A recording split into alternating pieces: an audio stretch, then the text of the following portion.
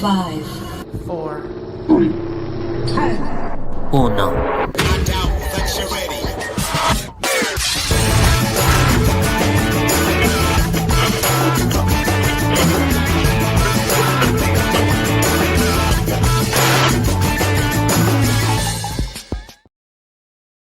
Paulie here on the Latino Slant. Hey, there you are. What's going on?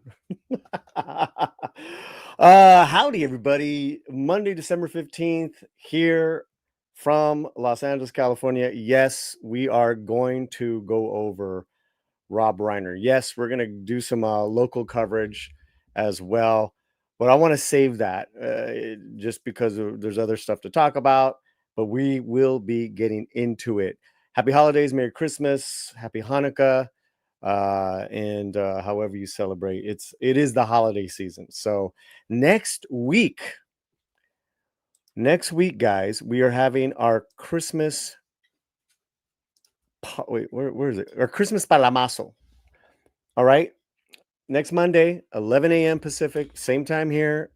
In 1 week, we're going to be live, and we're going to have friends hanging out. We're going to have people that you may recognize, all that good stuff. We're going to play some games, maybe some charades, but listen to the awesome tunes of Twanguero. Twang. And I put out a video of Twanguero, but he's going to be performing live. He's going to zoom in, and he's going to be at his own studio. But let's go to his page, okay? Because he just came out with a Christmas album, right? And maybe I should have made. You know what? We'll come back around at the end. We'll go out happy, right? Just trust me, guys. Trust me that I will steer you guys in the with some entertainment and news and all that good stuff. But this is channel news. I've been following this guy for years now, and he's got an album, Christmas album. So what I want to do, let's play a little Jingle Bells real quick, and then we'll take it from there and play, right? And like I was telling you guys, he's got a Christmas album. So he's gonna play live as a guitar. He doesn't sing, That's this guy's a true guitarist. I think he's from Spain, but he's also he's got the Jingle Bells. He's got all these different songs. Last Christmas, he does a Last Christmas. Let's play the behind the scenes. Let's play the behind the scenes.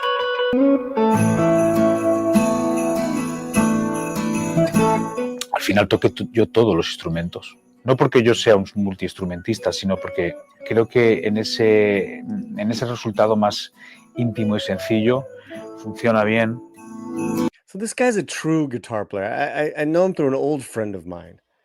And you've seen him perform here as well, Moises Baqueiro. Maybe he'll be on the live with us with Twanguero. So excited to have him. No software, no program. Poder grabar sin tener que mirar una pantalla, para mí es atractivo. Una grabadora. Okay, I'm sure we're going to get all kinds of copyright claims with those songs. But here's the other exciting thing. Okay, he has got this charity that he's been working with in Guatemala. And I saw what he's been doing in regards to working with them, how a family holiday album turns into a mission to bring guitars to budding artists. So what we're going to do on our party is donate a portion of our super chats next week to this cause. But let's hear from him. Este álbum fue grabado en el mes de julio en Madrid, producido por mi querido amigo Diego Castaño en su estudio maravilloso Control de Tierra. Y es un disco especial porque fue grabado en analógico, fue grabado sin pantallas de ordenador, sin ordenadores, cosa que me encanta. Y bueno, justo después de haber grabado este álbum, me fui para Guatemala a dar unas charlas, unos talleres de música a una escuela que se llama El Patojismo.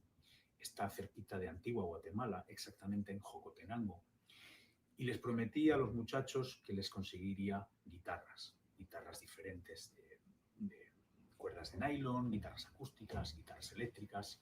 Mi ilusión es poder montar un aula de guitarras para la escuela El Patojismo. Así que decidí unir estos dos proyectos, el álbum de Navidades en colaboración con El Patojismo, para poder conseguir fondos. Vamos a hacer una tirada de vinilos, unos vinilos preciosos diseñados por el maestro Mao Orsini. Suenan de escándalo.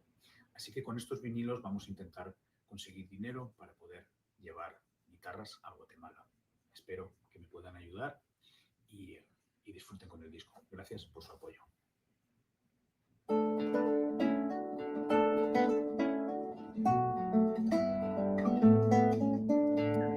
So this is Twanguero. He's got this wonderful charity in regards to working with this school out of Guatemala. And I had the info up, but I've lost it. There's like so much going on, right?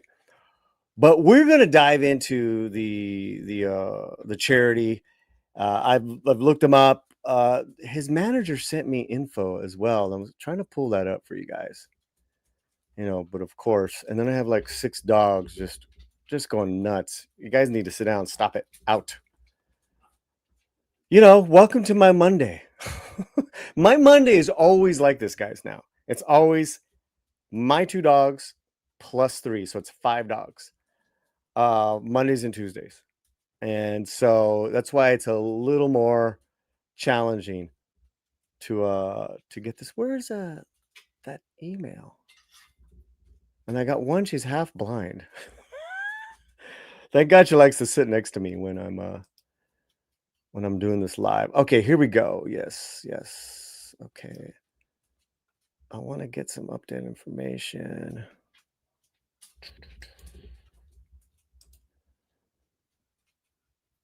Did she send? Maybe she sent it to me on Instagram.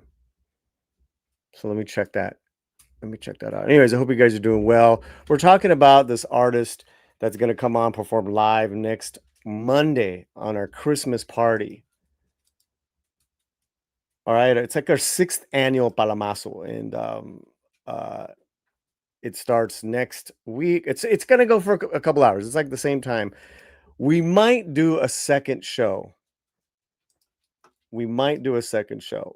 And that would be like, well, let's just focus on this one. And of course, Instagram is not coming up. You know, this is what you get. I have no control over so many things. The only thing I got control over is me, and I barely have head control over that. Okay. Red French Moves, this person, no mustache, no Paulie. No, it's me. Proper jazz guitarist. Yep. What's happening, bass player? Good to see you. Member of the channel, Red French Moon. And Bonzo, is this Latino Slant's younger brother hosting the show? If it was younger brother, he'd have a fuller head of hair and less grays, or maybe no grays. Merry Christmas, awesome one. Merry Christmas. Feliz Navidad. La da da da da. Happy Hanukkah, Sander. Do me a favor. I haven't shared this on X yet, but why don't you share it on X and I'll retweet it. So someone share on X. Who's first? We've been having some fun on X as well, so that's going good. Did Instagram show up yet? Strange, man. And it's my messages that. Okay, here we go. I will send you a note about the full project by email. Okay, so she emailed me. Why can't I find it?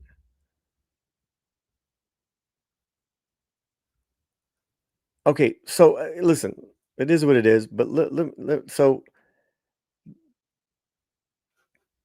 like again, they got these 5 guitars. They're sending them out, extra donations, taking them to Guatemala. This is pretty cool. Let me share this with you guys. Because Twanguero had a party. Share this, man. Here in town, I couldn't make it. It's just the life I lead, man. And you know what? He had this party like right down the street. Right down the street. Ugh. I was like, man. Here's a little song they performed, and this is that's Twanguero there. Diego, I believe his name is Diego, and a guest musician. Here we go.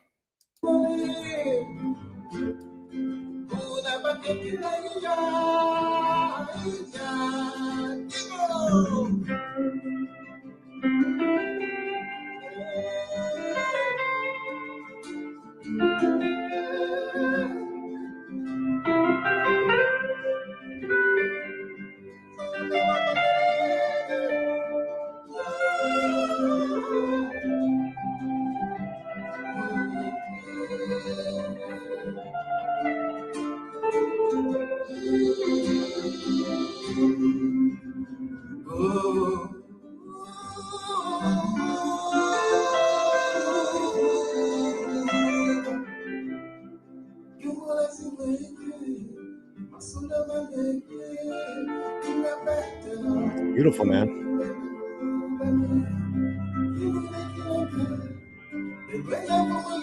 No, this is real music. I mean,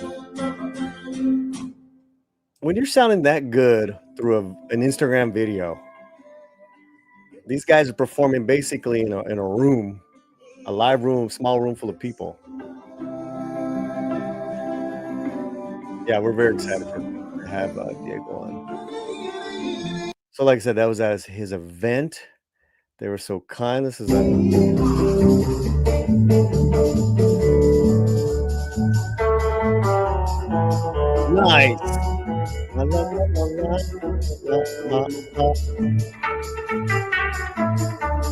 This is cool. Maybe he'll play this for us.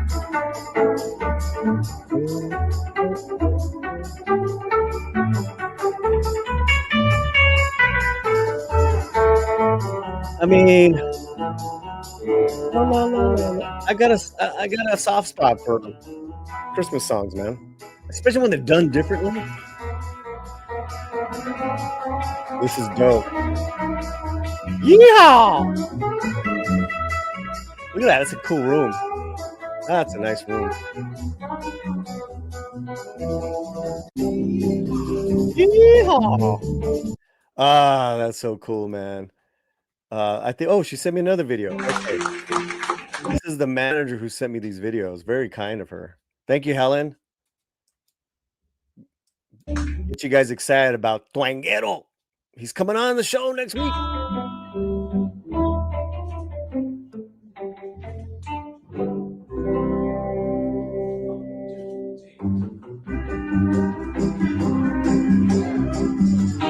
Oh, now y'all speak my language. Got a little Texas drawl in here.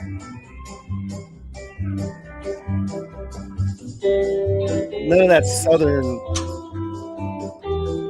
South Carolina drawl. We're Texas. We're Texas. Ay, Dios. Oh.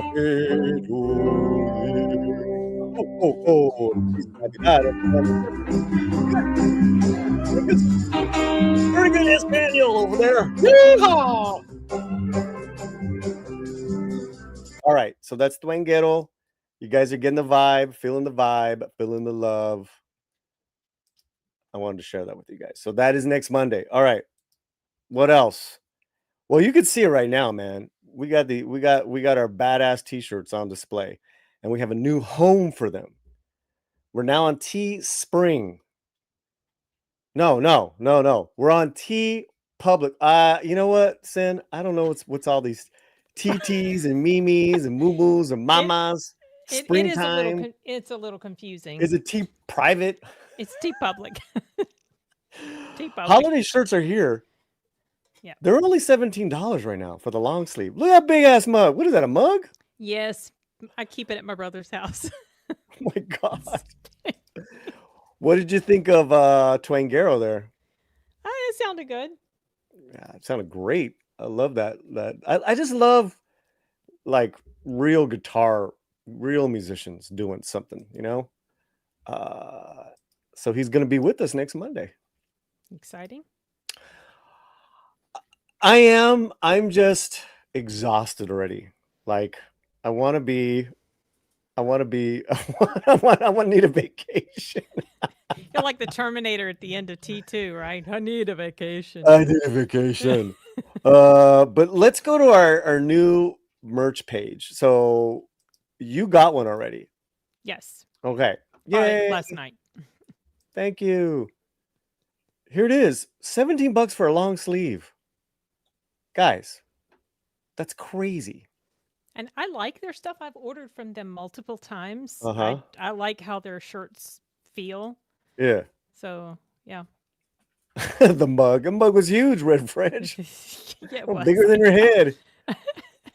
One time I was drinking it. I don't like backstage during a stream I was getting ready to be on, and Corey from Corey's movies and music said, "Well, Yeah.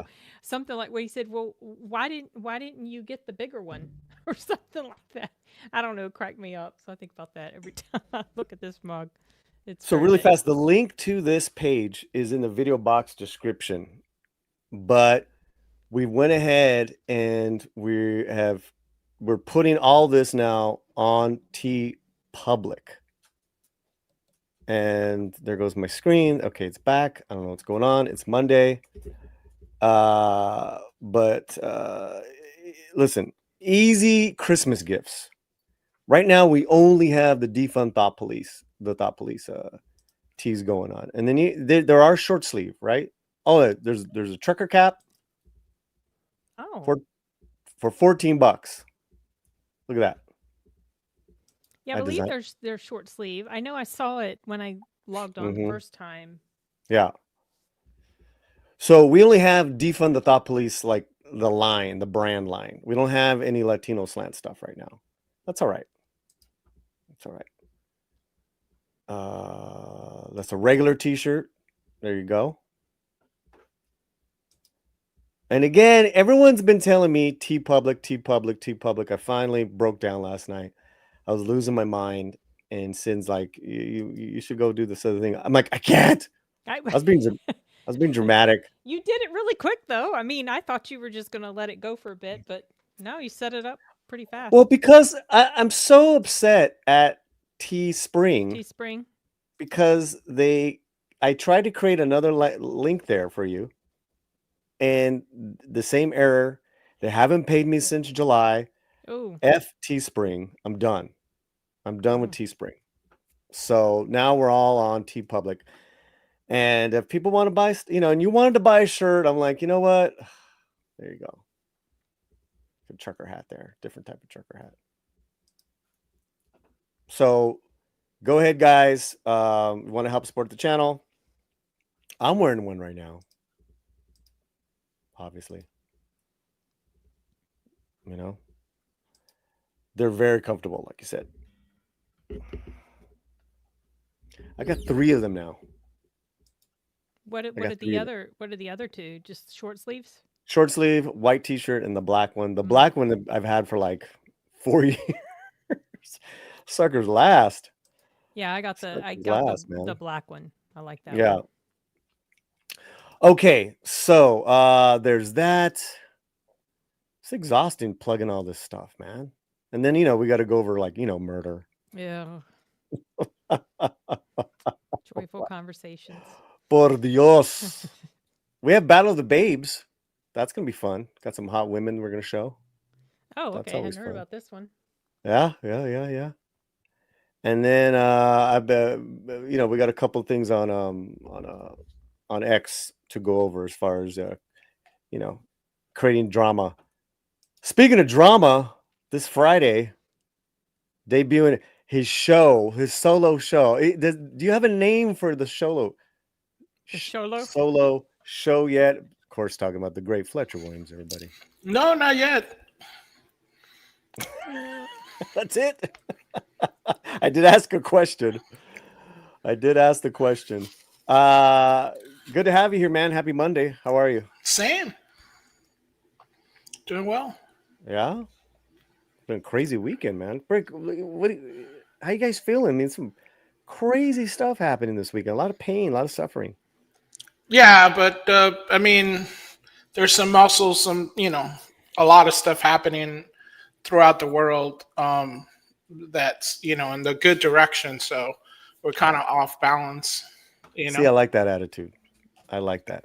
Thank you for saying that, Fletcher, because that is the truth. That is the truth. Did you guys see anything fun this weekend?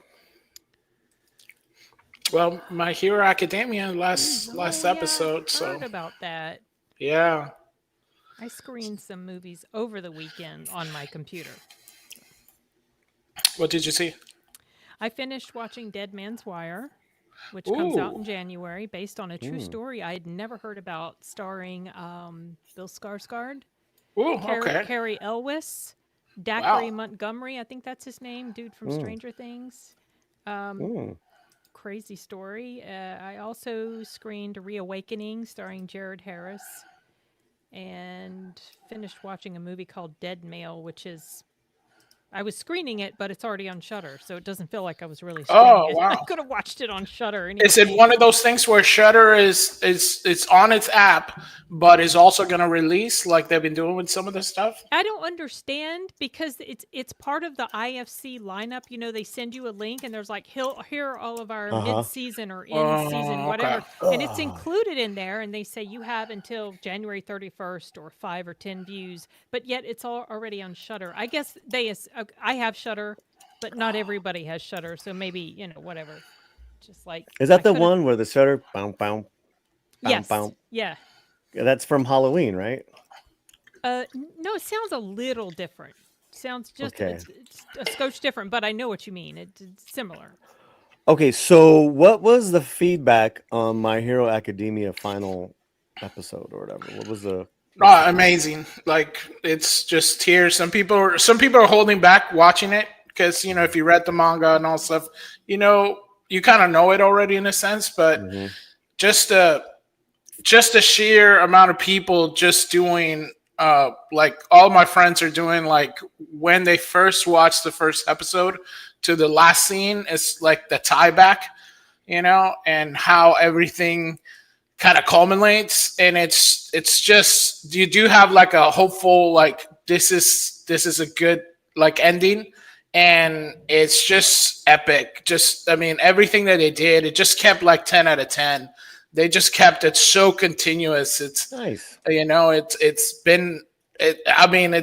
crazy all around the world, because it's such a worldwide phenom that they've literally just kept it more hype. And you know how people always say like the book is always better than the movie? Some people have said the anime is better than the manga, and the fact how they tighten it up, some of the conflicts.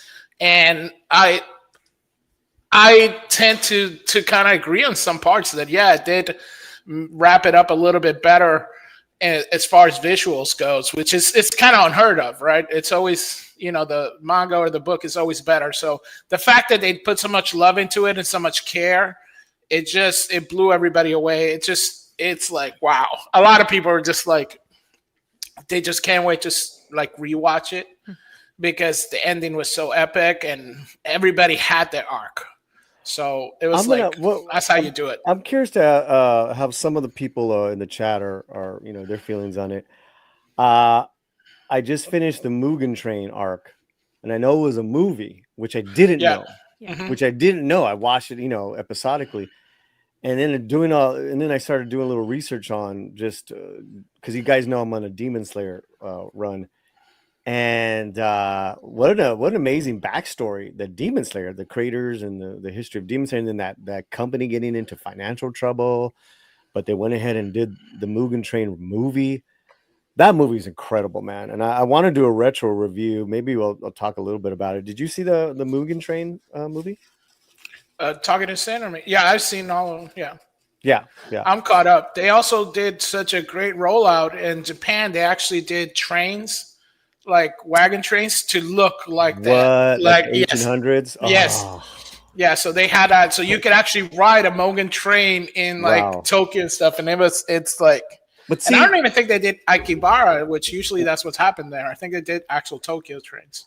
But that makes sense because they're, there's a like a behind the scenes videos watching about the company, how they're just really into creating their universe, like even at their offices. So just like what you said, that's a great, cool. On-site event. Man, that's bad. No, they've been doing great. That really studio is so. I mean, they love the characters. They love what they do, and I'm just surprised how it doesn't really get that much hype in like I would say like Western media, which I'm very surprised because the author of the manga is a woman, so I never hear like. Is that confirmed? Yeah. Okay, because like what I was watching is that like sources say, but it's not confirmed. Okay, what's that, Sin? I was saying that the author of Full Metal Alchemist is a woman. Yeah, so it surprised me that this author would be.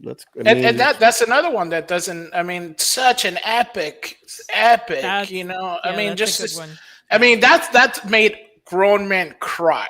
When you watch certain parts, I can't. It's like some parts you're like, okay, I can't rewatch this one. I can't rewatch this one.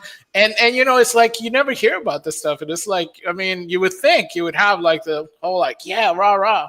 So, but. Yeah. Well, okay. Let's move on to let's move on to the box office. And there's the Jujutsu Kaisen obviously is in there. Oh yeah. And maybe we'll come back to Demon Slayer later on. But what are your takes on this weekend box office, Fletcher? It just goes to show that I think they have to do something to rally the American audience because it's not happening, they do have to, bring back more family movies, because it doesn't look really good for American, shall we say, cinema, right? Especially when you got international movies, kind of doing a little bit better in certain screenings and very, very, very limited release. So, it's Hollywood just needs to go back to telling good stories, more grounded stories. I mean, definitely smaller budgets. I mean, it used to be kind of like the time where, you could make something decent for 20 million, 10 million. I mean, I think we said that ad nauseum that if you have people like Alejandro Montoya Marin, you have Ken Castillo, friends of the channel and stuff that do movies like for less than $1 million that are good quality movies, you give them like 10 million and have them make a few movies on different genres and put them in theaters. I think it would revitalize, because back in the days, you used to just go to the movies to go to the movies. And I think people now are shy of that. Sin, what do you think? I agree with you. The movies, a lot of the movies talking. they make here. Oh, you were muted. I'm sorry. I was muted. I didn't know there was back. No, Yeah, so there was this empty. There was this silence, so it was like Fletcher opened the door for me to talk. Well, because when someone's talking, I always mute myself so I can listen. But then maybe bring up another page or talk to someone in the chat. But excuse me, pardon me. Go ahead, Cynthia. What are your thoughts, please? I was just echoing what he said. A lot of films here are just made. They're way too expensive. They cannot break even many times, if not most times. So, and they also, I do feel like the storytelling is a bit lacking in a lot of films here. Or the ones that are good stories, they just don't get noticed because they're smaller. And the whole thing with streaming, I do not like this deal with movies being on the screen for 2 or 3 weeks and then they go to streaming. I do not like that at all. I never thought that was a good idea when they started doing that during when the world ended. Okay, well, listen. We have obviously Zootopia still going strong. Oh yeah. Five Nights at Freddy has what doubled its money. It's making money now, Fletcher. I mean, even though it had a What was big its drop, budget? it had like $30 million. It's like And super it's cheap made to make. 95 here, and it increased theaters, but it dropped 70%. Yeah, it's a bad, but $173 million. Oh, Fletch. it's definitely it's made. It's made. I mean, I some think good it's money. what 30 million. What's a budget on Five Nights? I'm not going to see it. I think it was a little bit more expensive than the first Than the one. first. Yeah, and it's doing a little bit worse than the first one. Yeah, I think. But it was released at the same time, I believe, on Peacock for free. Oh, A couple years Right? ago, or No, now? now. the second one. Yeah.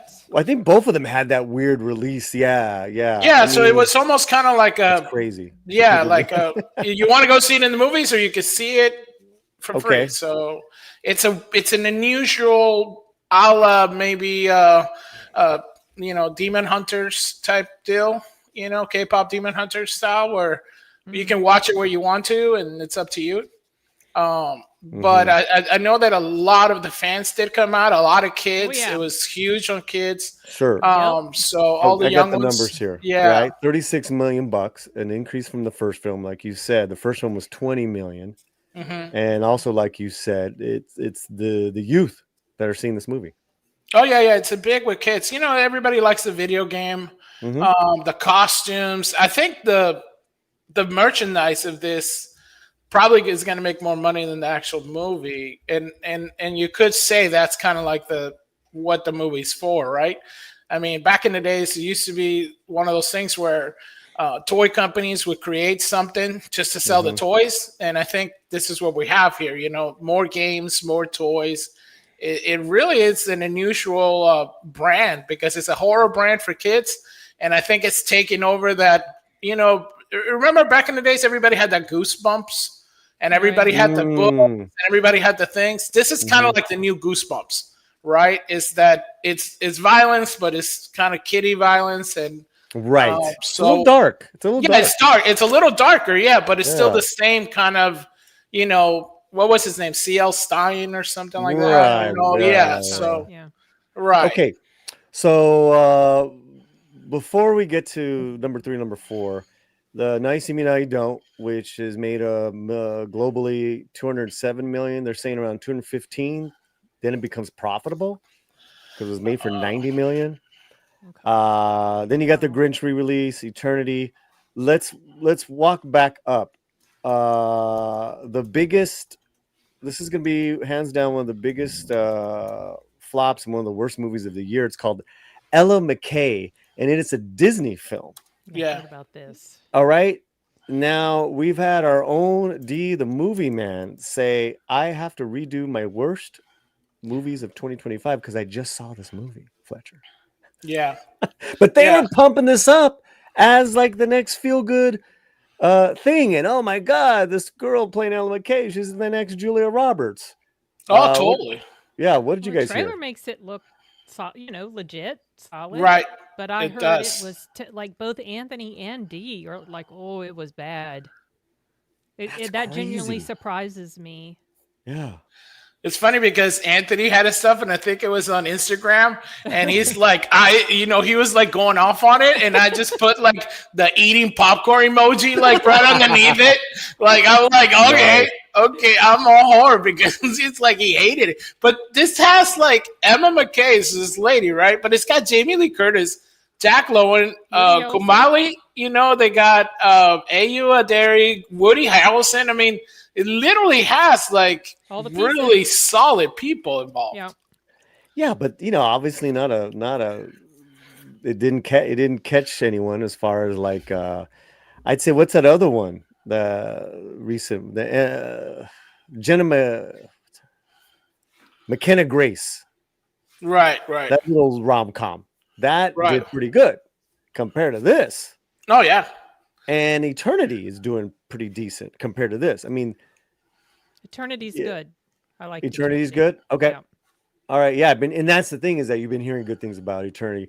Ella McKay, huge flop. Disney, it's just, guys, that's pretty bad. That's pretty bad. That's really bad. Let's work up to how much was Ella McKay? Talk about Jujutsu 30 Kaisen. something, right? Like 35. I'll look it up, but tell us about 35 Jujutsu million. Kaisen.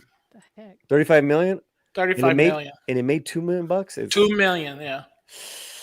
But that's just, that's what it made. I mean, they did kind of push it out. I saw a lot of advertising for this. I saw some advertising. Yeah, a lot. Mm-hmm. They spent some money on this. They probably spent more money on the advertising than they did on the movie. Terrible. No way. Jujutsu Kaisen. What is that? Tell us about that. Well, Jujutsu Kaisen is basically a manga anime and very successful. Last movie did fairly well for what it is. And it's kind of like a tale of like curses and demons and fighting those cursed demons in an academy setting. So very, kind of say young adult type of deal.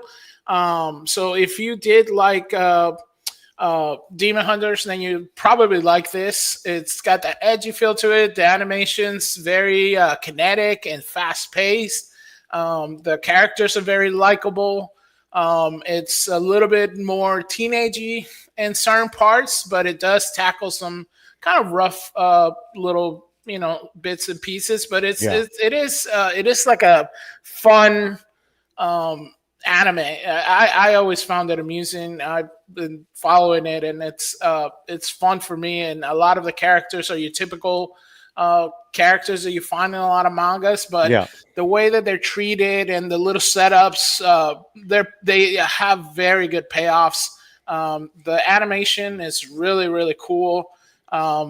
It uses the newer technology fairly well.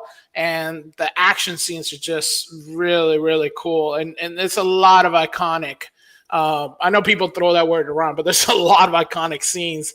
I mean, you can find in most of the.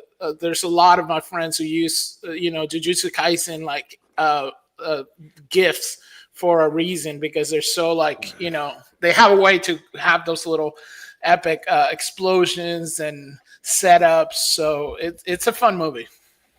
How does it compare to the Blue Exorcist show? I think this is more teenagey, right? And it has more of a male side, right? Where the other one's got more of a female, kind of like vibe to it. Where I think girls will like just the fact. I mean, they don't have the focus is not really that much on the female characters that they do have. So it's what's called shonen, and that's geared for teenagers in a sense in Japan. So this is one of those brands. It's like a teenage brand. So think more fairy tale and Bleach and stuff. So okay. Before we get to the big Indian movie, let's talk about Wicked for Good, because there's a lot of schools of thought here after this bad weekend. But Fletcher, I'd still say that it's mission accomplished, Universal. Well, I think they literally, made it work. And I still say they're gonna try to push out some kind of sing-along that might even, push it back up. Yeah. I think it probably made his budget already. Like we talked about this, again ad nauseum over this, that this is not the revenue stream for this is not the movie. No. The revenue stream for this is basically the merchandise ranging from cheap lip gloss at the Walgreens CVS to $20,000 Tiffany necklaces and inside Bugatti stitching. So you are looking at a very wide net of merchandise that this movie provides. So this is kind of like gravy. So, you know, this is the money that it's going to keep on giving. Sin, did you see Wicked for Good? No. No, I didn't even see the first one. I didn't even see the first one either. Yeah. Cynthia Erivo turned me off, so I was like, yeah, don't want to watch it. Y'all didn't defy gravity. Didn't defy. Hey, she levitated Jonathan Bailey. That was hilarious. I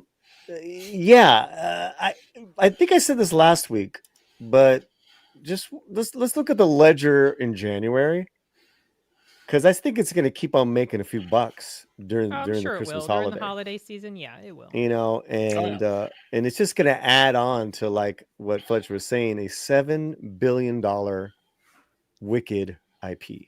Oof. Right? Merchandise, musicals, songs, now movies. I mean, and books. Excuse me, the books. Right, books. That's right. Yeah, the books. So yeah. You know, this is the ultimate Hobbit corporate move. It should have just been one movie. I agree. But Universal say, hey, we're gonna crack this open, make it 2. And make and double down, make some more money, which they're doing. I'd say the only area that it really hurts, Fletch, that matters to them, maybe not so much to us, is the award seasons, because the thinking was we won't give the big awards last year because they'll be back next year, and it'll be the greatest, and we'll award it then, a la Return of the King. Well, this movie's not that good compared to the first movie. That's what I heard. And it's not even getting best pictures here and there as far as even nominations, Fletcher. And that's, to them, that's like a big deal. No, I think it really did hurt that they came out with the second act. See, even the second act in the play, if anybody watched the play, is not as good as the first act, right? So this had already kind of in Florida musical tonnage. All the hits are like at the beginning. At the second act, it's a little bit. It's just not as much. And they did have some original songs in this one that didn't really hit with the crowd that's targeted for. Thank you. But that's huge. Yeah, that's the sad part, is that the fans did not get that. I want a new Defy Gravity. I want a new popular. So I mean, I got fans of this thing in my whole family, so they were disappointed, and it just felt kind of sad that they didn't really get that kind of springy new song by kind of using people that they kind of should have gone more on the Broadway writers route, but they went to a new kind of well that obviously was not done well for them. So it's kind of like a disappointment for that. But like I said, this whole thing is just like a merchandise bonanza. That's really where their money is. But yeah, the not getting they did get some nominations, but I know that like you said, the best picture was not there. It's not like the clear front runner like it was last year. Right. And I think because it wasn't awarded like last year, because they're they're going to be back next year and we'll award them then. And look, I mean, it's probably not even going to get best song because you got Golden by K-pop Demon Hunters. That song is just huge right now. Yeah, if they don't win it, people are going to riot. Golden is a great song. My favorite though is What It Sounds Like. I hope that gets some love. Come on, I was like, What It Sounds Like. I love that song. I don't know. You guys are both wrong. Is how's done. Wait, did you just say we're both wrong? Like all the music. Wait, hold on. Did you just say we're both wrong? Both wrong. Bro, that's a taste preference, man. He's joking. That's not. It's like we're singing and dancing in the rain. Come on, man. Don't kill our joy. All the songs in there are really good. I obviously have favorites. I really like Your Eyes. What's the songs you like, Fletcher? I say how's done. What is that? That's the first beginning, song. when they're fighting the demons in the plane. Yeah. Oh, that's such a good song. Right? That's all a good bad. That's a songs. bad. That They're might all even really better than good Golden. songs. Oh no. I don't know Is about that one nominated? No, they don't. I don't know. I didn't think it's too nominate that poppy. one. Yeah. But It's you know, a very- couple but years ago Golden's poppy, when too. RRR got nominated, they didn't nominate the best song in that movie, but it won the Oscar. You know, the Not To, that's a fun song and, you know, more Yeah. energy, but that's not the best song in that movie, man. You know, the best song in that movie is the one where NTR Jr. is getting whipped and beat up and he breaks the chains and he's singing. Oh, that's a great song. Kudo, I don't even know how to say. I'm not even gonna say the name. That's just a wonderful song. It's heavy. Okay, all right. Before we get to the Indian movie, let's say hello to people in the chat, Fletcher, and let's thank Sergeant. Can you bring him up? Yeah. All right. How do you say his name? Oh, Sergeant Shitara. Giratina? That's how I say it, but I might be wrong. No, isn't it like a character? It's a character. I believe it's Gundam, right? Oh, you asking the wrong guy. That's why I'm asking you. And I got this thing. I like the designs, but it's like they're all in my head. They got these designs. Go on. I'm gonna try to find some other designs here. So what were you saying about? Oh, Sergeant says, "You're very welcome, Latino Santa. I do apologize for one of my comments regarding the recent updates from James Gunn." Oh, did he make some comments? You know what, brother? Don't apologize. Those are your opinions. I don't know what you said and whatever. Yeah, Pokemon. That's what it is. Okay, Pokemon. I just want to thank Sergeant for retweeting on X the stream. I want to thank Sergeant for being so supportive, always saying hello. And finally, guys, he's got his channel that he's trying to pump up. So why don't we throw his link in the chat and get a couple of subscribers, and hopefully that'll help you out, man. God bless. Let me see, who else do we got? Joe Atmosphere, remember the channel says, "What up, my Latino friends?" What up, my gringuito? How you doing, man? It's good to see you, Joe. Thanks for being here. Hey, Joe, what do you know? Little Chaos, member of the channel, says, "What's up, mijos?" What's up, mijos? What's up, Little Chaos, man? Good to see you. Member of the channel. Thank you, guys. Love the members here. And what's up is, you know, it's that week before Christmas. It's a blitzkrieg at this point for us, man. How about you, Sin? Well, it's crazy for me on and off YouTube. I'm stuck up here in Jersey. I was supposed to go home today, but one of my nephews got the flu, so I'm hanging around here, make sure I don't bring it back to my folks and my family. But yeah, work is crazy. YouTube stuff is crazy busy. Travel plans have got all wonky. Don't know when I'm going to go back home. Don't know if I'm going to be here through Christmas. I have no idea. So I'm just trying to take it easy. You know, what we do know is that you're the editor of thelatinasland.com. Yes, that keeps which me we busy have too. not even talked about, Fletcher. That's how you do it. I was just I'm thinking the worst. I do have a review that I need to get up. I think I have one more review in the wings that I need to get up. I don't remember what it was for. What's new on thelatinasland.com? Oh, editor of ours. Oh, you're asking me. Well, one of the latest was I put up the Rose's review for Marty Supreme and also Alfredo's review for La Palabra, which is a little short film about this. It was interesting to read the review because it sounds like an interesting little short film. She's wants her grandson to help her translate her poetry from Spanish to English, and he can't speak Spanish. So, yeah. Yeah, those are the latest ones. And, of course, your news article about Abraham Quintanilla.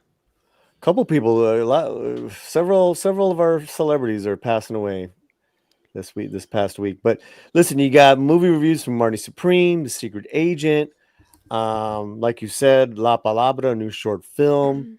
And we just want to thank you for running the website and dealing with all of us, all these personalities. So, you know. No problem. Oh yeah, and when I yelled at you last week, Oh yeah, that. Well, that was. I am sorry. I'm sorry, because she was like, "You didn't apologize publicly." I'm like, Yeah, "I'm no, doing like it." you castigated me so publicly, but then you didn't tell me. No, man. Listen, and she like, I'm like, And I didn't "Oh even yeah, do you're right." anything. Let me make sure you're on live here with me, so I can eat my hat a little bit. So yeah, I apologize for that for my obnoxious behavior. Thank you. I do appreciate it. Did hurt my feelings a little bit, but I appreciate that, Paulie, because I love you guys and want to keep hanging. So thank you. Sin is editor and chief. Awesome. I don't know about That's right. chief, but Hail to the chief. Hail to the chief. Yeah, so technically, Fletcher, she is the editor, was it editor in chief, and then Rosa Para is the senior writer. Writer. Okay. Senior writer. She was the first. Oh, You cool. know. Yeah. So I don't know. We got to come up with a different title though, because senior writer makes it sound like it's I like, think she was did she like- come up like with that one? La mera writer. La Mera. Well, it should be both Yeah. then. Yeah, For the you should gringos, call it it's that. senior writer, and then La Mera. Nice. I like that. Yeah, la mera. Oh, La okay. Mera. But that's funny because you should put like a revolutionary outfit when you say La mera on like an icon, and then when you say senior writer, put like a little cane on her, a little walker. Because senior sells. Yeah, so it's like it just doesn't sound right. It's like Well, she senior. It's like senior writing. Get WARP. You could call her, I don't know, head writer. Senior- Yeah, head writer, chief writer. You know. Senior writer. No, but senior writer is an actual just Yeah, I know. It just Chilaquiles, main writer. a senior writer is an experienced content creator who produces high quality material, often leading projects, mentoring junior writers, and developing content strategy for marketing, web, or technical needs. Senior writer. Yeah, it just sounds outdated. It's so patriarchal, man. Oh my God. smash the patriarchy. Smash the Look patriarchy. who's here. Look who's Oh, the hey, senior. Rosa. She's got a cane and She's got a cane and a little walker, candy cane. Get her like a candy cane walker, you know. It's like, Rosa, I can't. I wrote a preview and I can't get up. Oh my God. We're sending chilaquiles immediately, señora, and some 7-Up and some God. pozole. You'll be better in no time. What's the next big event or review, Rosa, that you have coming up? I know you got Sundance in June, so we're really in January. Yeah. I was So gonna we're say, really excited. I broke my back just laughing. No, No. Vicks, that's no all you broken need. bones. Vapor rub, baby. That'll Just cure put some everything. Vicks in a Canada Dry. That's funny. All right, what else do we got? That's hilarious, man. That's hilarious. You got a couple It's like señorita writer to you, Sanders. Señorita, yeah. Senora. Señora. No. The Albert Hill writer. That's messed up. Even worse. Y'all. It's no, Yeah, she's very it's like- proud. She's a proud grandmother. She has her first grandkid.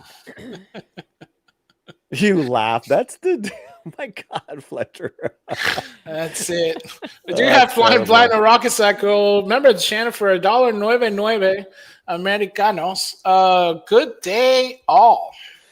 Good day, Flying Blind on a Rocket Cycle. Our first super chat of the day, and we're feeling festive, so we're feeling Chris Gore festive.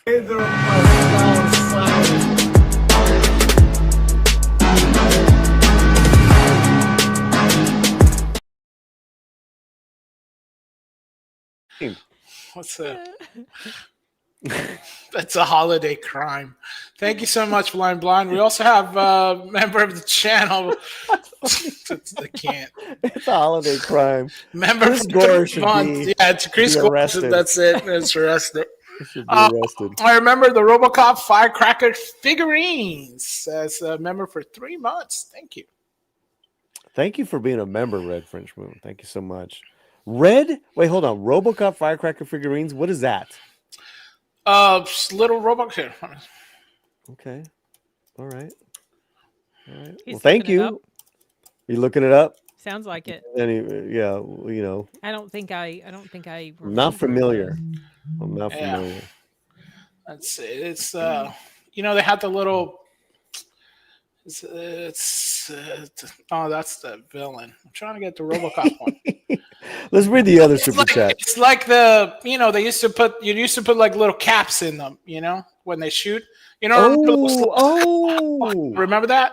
Well, I remember the old ones, but not RoboCop. Yeah, they had RoboCop ones. Yeah. No, before RoboCop, I remember like Army Men style like that. Yeah.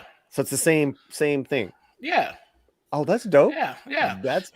I'm all for any kids' toys back in the day that could, take out a finger. Yeah. There you go. That's how you do it. Listen, man, I used to ride a skateboard on my knees. Nobody told me, man. I fell on my face, man. That's because I'm from the 70s. That's how you do it. Bonzo Kibble, remember his channel for $5 Americanos. What's up with the New Year's resolution show 2026? Who is El Jefe?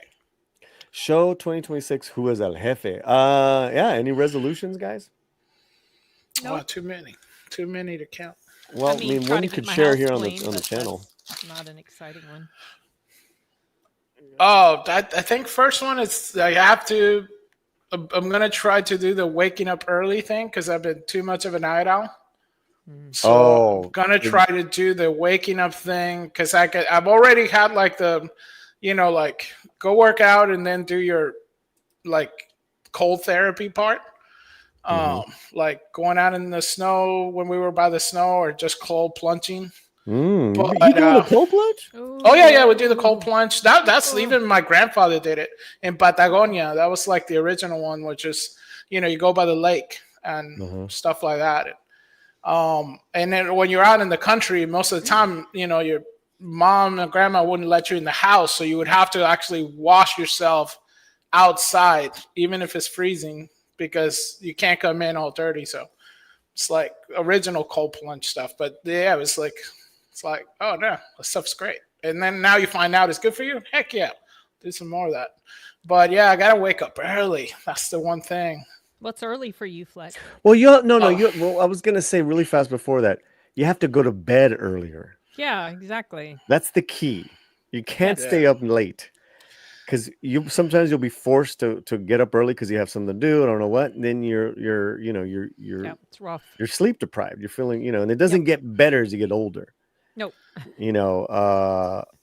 So what time do you go to bed?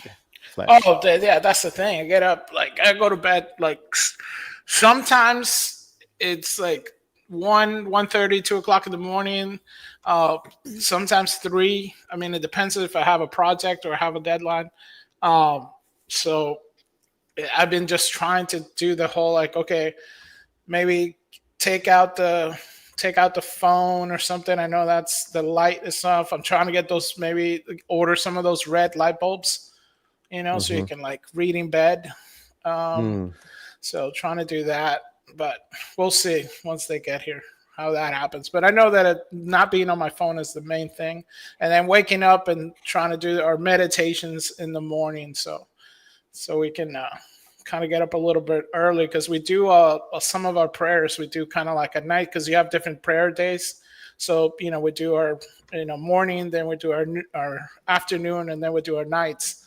So I'm trying to do the mornings a little bit earlier. So we'll see on that one. But thank you, Bonzo. Sin, do you have a resolution that you'd like to share? Probably the main one for me is to get my house in order. It's just constant chaos. But I'm too busy to, tackle it completely, so I have to take it a little bit at a time. So that's probably it. Paulie? Resolution.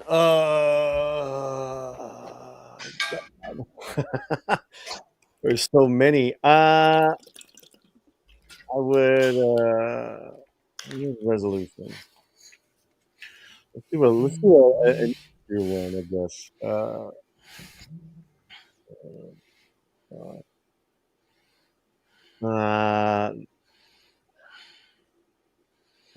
all of a sudden I'm like, Get a mug bigger than Sin. Get a mug bigger than Sin. Impossible. It's got to wheel it in. Deadly weapon, this thing. Yeah. Yeah, because the things. I mean, just maybe continuing more. the things that are, good for me. I know that's like real general, but like maybe heading back to church because I've slipped off. So even though, I pray verbally a couple times a day, I need something more. I want something more. So how about that? That's a good That's one. good. Yeah, I think that's a good one. really good one because Yeah. there's other ones, but it's like kind of like in the weeds between it's a little. Yeah. But here, that's a good one. All right, there That's you go. a You got good your one. 5 money's worth. Got your fine, but Bonzo did say earlier that you need to get that shirt in a movie as product placement, like John Wick or Fast and the Furious. Like, have like we gotta get or like the RoboCop cap into. I mean, that's a good idea, Isn't it? That's a good idea. The Thought Police T-shirts defund the Thought Police T-shirts in movies. Okay, that's a good one. Yeah. That would be maybe cool. new Alejandro's movie, oh, there you get it. Here, Yeah. it's like, let me Yeah. throw some to Ken Castillo. Yeah. Let me thank the super chats real quick. Okay. The low rider is a little higher.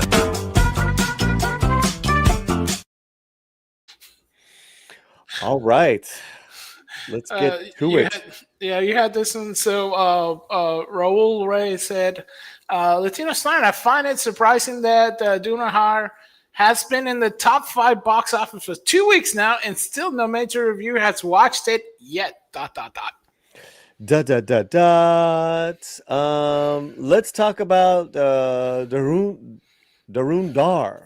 and Dhurundar. Apologize for my pronunciation. As you guys know, I saw this movie. I did catch my out of the theater movie review. Was it over 17,000 views so far? Huge for the channel. It's great. Thank you guys. I thoroughly enjoyed this film, and for it being a Bollywood film, I was surprised it was so grounded and realistic and gritty. It is doing fantastic here in the United States. I was at a completely sold out movie theater, guys. Wow. In Los Angeles. That was really incredible. So let's read this from Pan India Review. Dhurandar smashes the past 5 million mark at the US Canadian box offices. With this, Ranveer Singh now boasts a $5 million plus gross in North America, but the most by any actor ever. Pure domination, record shattered. Dhurandar 2 will be the 7th. Remember, that comes out in March. So, yeah, this was a part 1. Didn't know it was a 2-parter. This is a part 1. And a couple of things here. I'm not surprised on a couple of things, right? That this is so well received by the audience, and that it's like from reviewers or from people that don't like any type of patriotic or nationalism in their movies. They're critiquing this film. They're being negative on this film. It's based, first of all, it's based on true accounts of terrorist cells that were so bad and being harbored and living in Pakistan, that this Indian like ops specialist, and that's because I believe Dhurandar, it means specialist. He goes into Pakistan, and he basically becomes a Tony Montana. He basically becomes a monster, because his whole purpose is to dismantle it. And as fascinating as this movie is, and part 2's coming out, great actors, great music. I started reading up on the real life events, guys. The real life events are far worse than what I saw in the movie. It's like Pablo Escobar and the Mexican cartel all wrapped up. Like, this is a, really some heavy events that happened. It spans the years, I believe, the late 90s all the way to 2008 in part 1. because it follows these real people and real life events that happen with all all this terrorist things going on. So why haven't American reviewers not seen it or not reviewed it? I have no idea. Maybe it's too masculine for them. Damn. One thing that gives me pause is music video integration. I really don't like those in Indian movies. It's not in here. And yeah, I thought we talked about it a little bit, and you were explaining some to me. So really, there's no like jarring song and dance number. There's music throughout, but it's integrated into the story. So it's like the gangsters are going to a club, and that song is playing. Oh, and there's some singers, but it's not the gangsters breaking out in song and dance. Yeah. That would have been. And you know what? When it started playing, I was like, "Here we go." Yeah, I know, right? And it didn't happen. I was like, "Oh my god, okay. Bollywood did not do that." Okay, well maybe I'll check it out then. Right, because it's Bollywood. So yeah, and for us as American watchers, guys, it's just it can be so abrupt for us. And some are more abrupt than others, because it's like we're watching the story and then all of a sudden we're on the beaches with these characters. Pathan was one. Pathan was this that was ridiculous. Yeah. No, this doesn't have that. This was like a mix between Donnie Brasco and The Bourne Identity. Okay. Influences by Michael Mann. It's filmed so well. So they typically are. Indian movies have great cinematography. Yeah, so I highly recommend this movie. It's kick-ass. I'm not surprised by its success here in the States, even though it had it's not even 1,000 theaters, Fletcher, and the average was insane. No, it has, yeah. And I heard, I think, was it Pakistan now is gonna do its own version of Lihari neighborhood on it. So they're gonna do a kind of like their own version, right? Right. Lahari is the town that the gangsters and the warlords inhabit. So it's like doing a Compton, right? Yeah, or Pablo Escobar's hood. What is it? Medellin. Medellin. Yeah. Right. Like to some he was Robin Hood, to others he was a plague. So there's a little bit of that. And a Pakistani side, great, do it, put the film out. But there was so many comments in the video that I put up. But I said this. I go, listen, I'm not judging this movie on how pro or anti. If it's pure propaganda, then I'll just say that it didn't make for great movie watching. I'm judging this movie as does it cinematically, entertain me, and it did. And of course, people take advantage of based on true events. Right. It's going to be fictionalized. But then you could say that about every true story that's come. Any thoughts there, Sin or Fletcher? Yeah, I mean, when you're dealing with something that happened, but then you making a movie about it, of course they're gonna have some sensational aspects, especially like in a Bollywood film, which like thrives on that cinematic look, right? To where it has to pan out. There's going to be, somebody in a motorcycle is going to be riding around in the mountains. So it's like, standard, slow motion, sunglasses being put on, explosion in the background, awesomeness. So you are going to have that to then say, it's not historically accurate. It's like, it's a movie that has to have slow-mo and you gotta have catchy songs, you gotta have the strut. And you know what, Fletcher, for a Bollywood film, there was actually very little of that, which was kind of shocker. But then there was the slow motion, like shootouts, which were badass. Those were badass. Yeah, I mean it's you have like the standard fare, and then you have the the parts that hey, bad stuff happened, right? Yeah.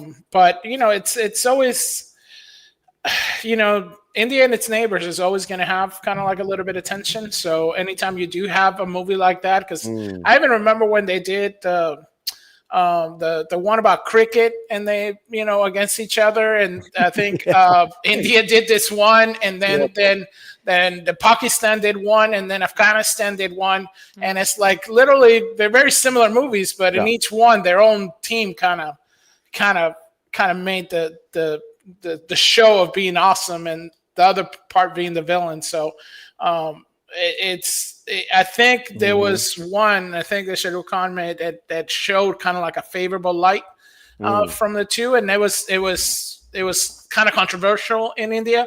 So it kind of tells you that they're kind of saying, well, we don't want some of that. Let's make sure we kind of have lines of okay, bad, good. So it's interesting that they're coming back into that side, because for a while now they were trying to do kind of like a peaceful, like there's good people on both sides type of movie.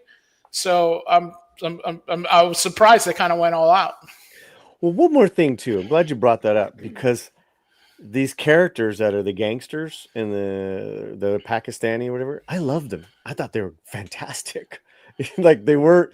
Of course they were doing some villainous things, but there was a lot of other stuff going on. It's like liking The Godfather. It's like liking Don. What is his name?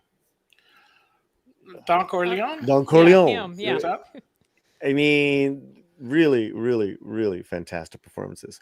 But we want to know what you guys think. Let us know, and that would be fantastic. Again, thank you for all the love on our reviews and coverage. Have you thought about writing a review for this one, Paulie? No. Okay. I just wondered if I should be expecting. Well, you just said it, yeah. Like it's an epic thing and all stuff. But you already wrote the review. Just go get the transcript and copy and paste it. Wait, hold on. She's an editor-in-chief. There you go. Maybe we could get the senior writer to write. Yeah, Rosa. You can bust out the cane, and do it. You know what Rosa can do is we could throw the Bollywood song on, and she's writing the review, and then all of a sudden she throws away her cane and she starts dancing. Breaks out some moves, yeah. Hey. Oh gosh. Okay, what's next, Fletcher? What's next, brother? Well, we do have Dan Crane became a member for 18 months. So what? Thank you so much for Wait, hold on. I think we got something for that, don't we? We got something for that. What do you have? What do we got? Wait, let me find my assets, my media assets. Assets. All right, we have something for that. Okay. Okay. Thank you, Dan Crane. Hey, everybody. Member rates a month. Honorable Crane. Very good. Honorable. And he says, "Hell, Paulie and Fletcher." Honorable. Thank you. Honorable Crane. Very good. Jujutsu Kaisen. Oh my gosh. Oh, yeah. Honorable. Yeah. Honorable.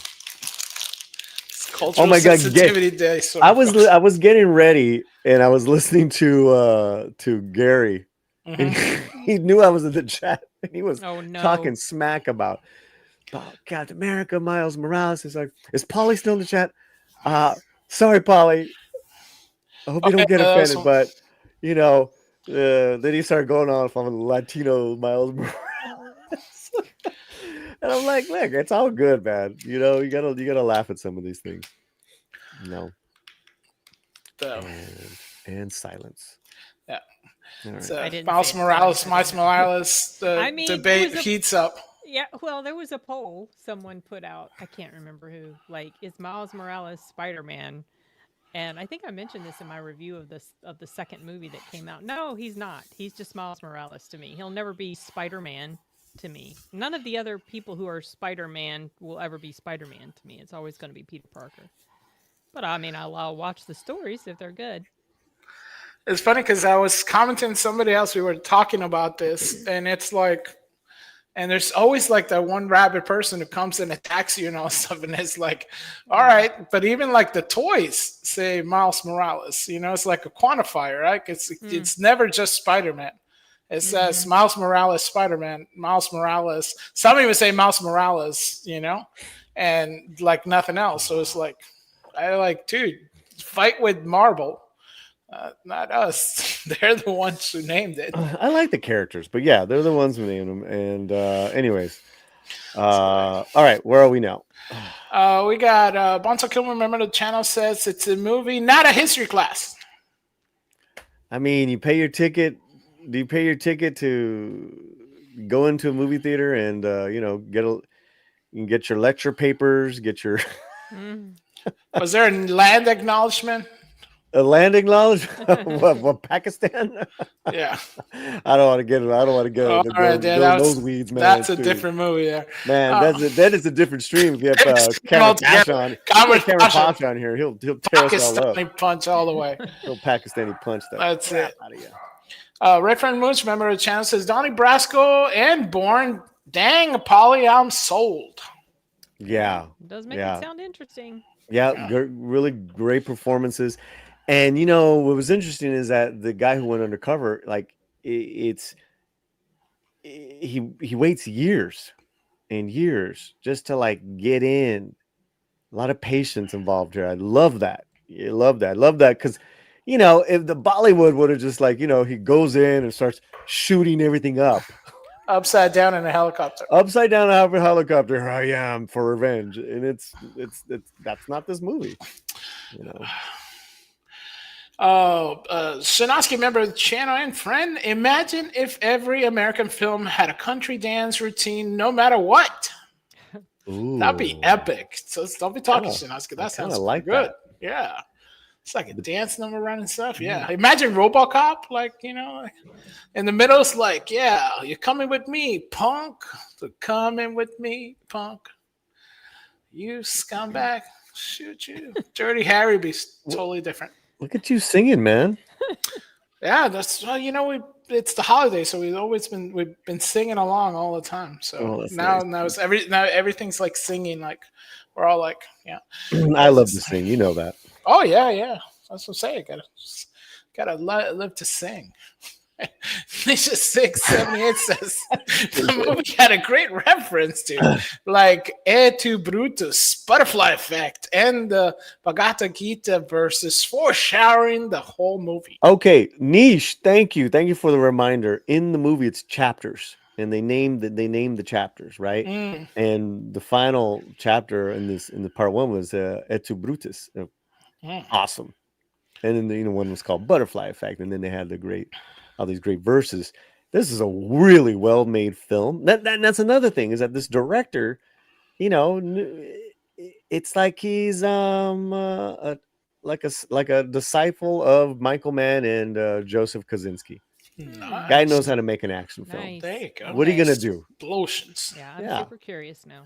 Nice. See, now you guys sound super curious, not just curious. Super curious. Super curious. I don't know if it's playing still in any theaters in my area, though. Well, you're not in a real city or anything. You don't have any. I mean, I am. No, you're not. I am. You're in Jersey right now. I'm in Jersey right now, but I didn't see it when I went to the Regal app. I was looking for it, like maybe kind of squeeze it in while I'm here, but I don't see it. Fandango will populate. Fandango will populate. Let's thank our members and your membership chats and future super chats with the Numchuck Cholo.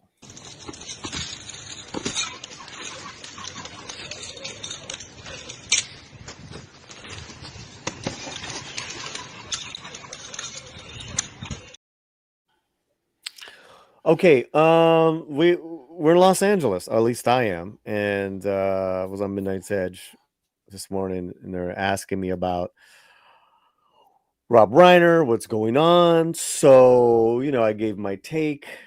The first thing I talked about too is what part of LA did this happen? Where is the Reiner residence? So Why don't we start there, and then we'll come up with the latest updates, and then I want to check in with Michelle Valles from KMBC as well, and I'm sure Fletcher might have an article too there, but just want to go over this information, and but let me share this map here with you guys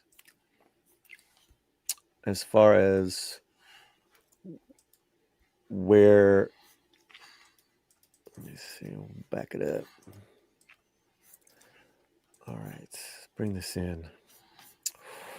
Okay, here's LA, guys. You guys can see this? Mhm. Cool. All right, and I live around here, right? Do you see my arrow? Yep. Great. So if we go to the Reiner residence, this is in a pretty. Hold on. Let me get this thing. Oh, what did I just do? Trying to get rid of this.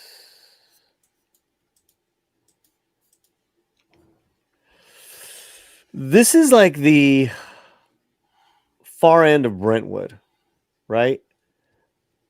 OJ and all that happened over Yeah, here, I was wondering. I was thinking Okay. of Jay when you said that. right? Which is a nice area as well. But over here, it's more estates. Mm. Right.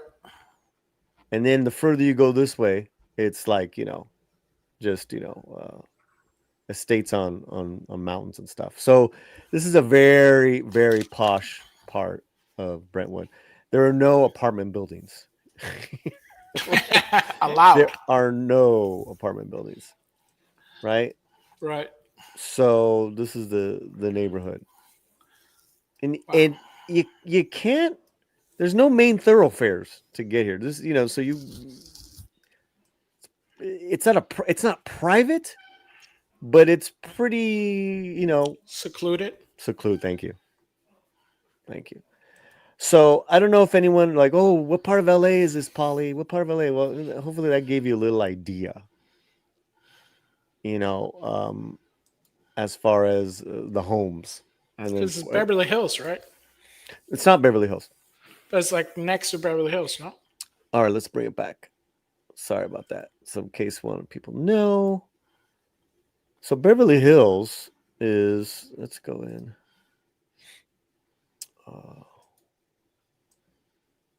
So here's Brentwood, what we talked about. Like this is that, and then you go into west, you go into the beach. Beverly Hills is way okay. over here. Far away. That's Beverly Hills. Right? So between Beverly Hills, you're going to have Bel Air up here, Yeah. Westwood Village, Prince. UCLA, but also to the 405 freeway. Right? And some of the most expensive, properties are in this area. The green part, guys, is the Santa Monica Mountains. So this is real beautiful where they live. And it probably sounds like he's lived there for decades. My mom lives right here. No, excuse me. Down here. Which is Santa Monica, West LA. So, we know the areas. We know the areas. All right. Any other questions about location, guys? What are people saying in the chat? Salman Thorne says, before I get into film, I remember Rob Reiner would guest star on Disney Channel shows when I was a kid. He was funny and great director. Yeah, let's get your thoughts really quickly, guys. This is this news and him as a filmmaker. What are your thoughts, Sin? I was extremely sad to hear about this because I love All in the Family. And that was my Yeah. introduction to him. Meathead. Meathead. And Meathead. the hilarious combativeness between Meathead and Archie just was like the backbone of the show. And it's just so freaking sad. I was telling my brother, it's not the same thing as like an actor lives a full life and then they die and they're old. They're older. This is something so tragic and terrible. I just, it's, I hardly have words to express how awful this is. So Fletcher. freaking sad. Yeah, I mean it's truly what tragedy kind of is, especially I'm really hoping that the son was not to blame, but it's just when I He is heard arrested. They did he arrest is him. arrested. They arrested him reports last of that early night. on. Yeah. But Yeah. And he was one of charged those this morning. Yeah. right. It's Yeah. one of those things where you kind of it's already almost like a done deal for a lot of people. I But see what you're I saying. kind of wish that it wasn't. That's like where I would come from. The fact that I heard that his daughter found them Yeah. Oh, was gosh. truly it was already bad to begin with. Oh, Right. my God. Because at first it's like, okay, you heard that, oh my gosh, they found two bodies, and I'm like, they could have passed. Because I remember first hearing, because one of my friends was posting about it, and he was doing the police blotter thing, and he was like going play by play, and I was like, as soon as I heard, I'm like, well, this is horrid, and then I'm like, I just, and then when they're like, oh, the ages are the same ages, and I'm like, I really hope that this is a natural causes. Yeah, like I was wondering if it was like a carbon dioxide Right. leak or Yes, I mean, yeah. not that makes me happy that but what I mean is like they wouldn't have suffered. Probably. Yes. They would sleep. Yeah. You know what I mean. But to think about this scenario, oh God. And we all don't know. And then now we know that there's been suffering for so long with this, with the son and the addiction and this family, this really deep family trauma, situation they had, and it's real. Yeah, it makes it very, very relatable. Not the obviously not the extreme outcome, but the situation of dealing with a child who's an addict. What do you do? They made a movie about that. Did you hear about I heard. the movie? I heard. Yeah, I they Charlie, did. Yeah, something. Yeah.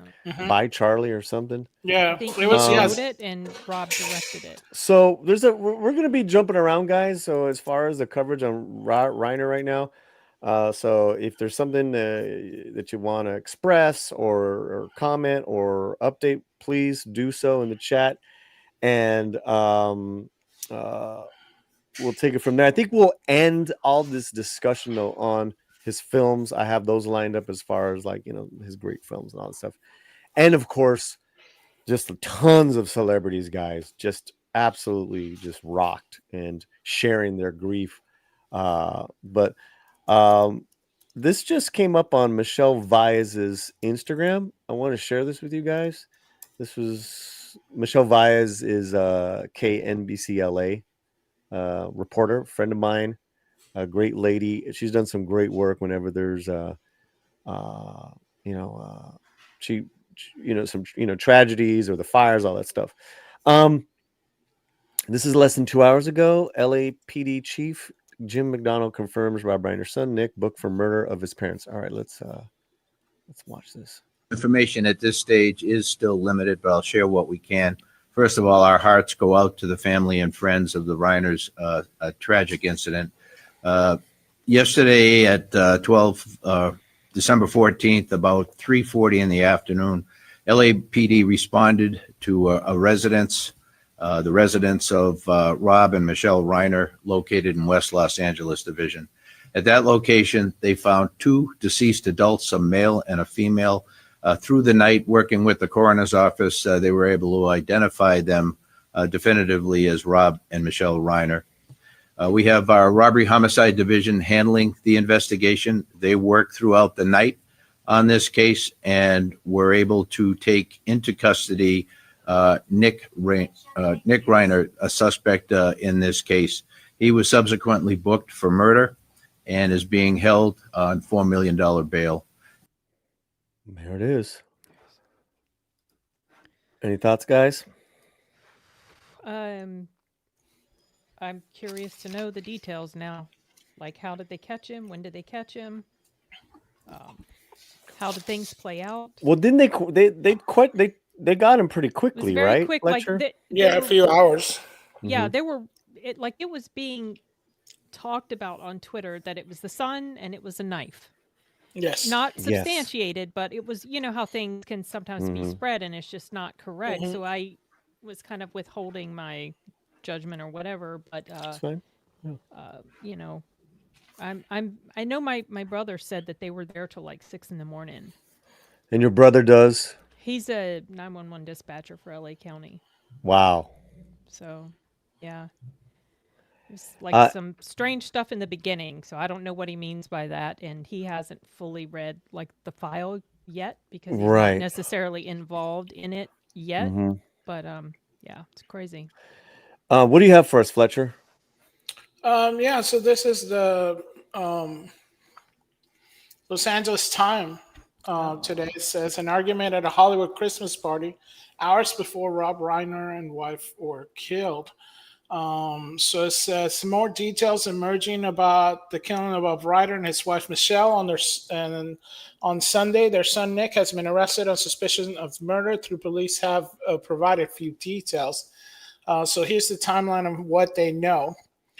Saturday, my family friends told the Times that Rob and Nick got in. That's Nick is their son. Oh my Got into an argument on Saturday evening at a party of Conan O'Brien's home. And that many people noticed Nick acting strange at the party. Okay, hold on. Let's go back. Well, let's just pause there. Like this is it right here, guys.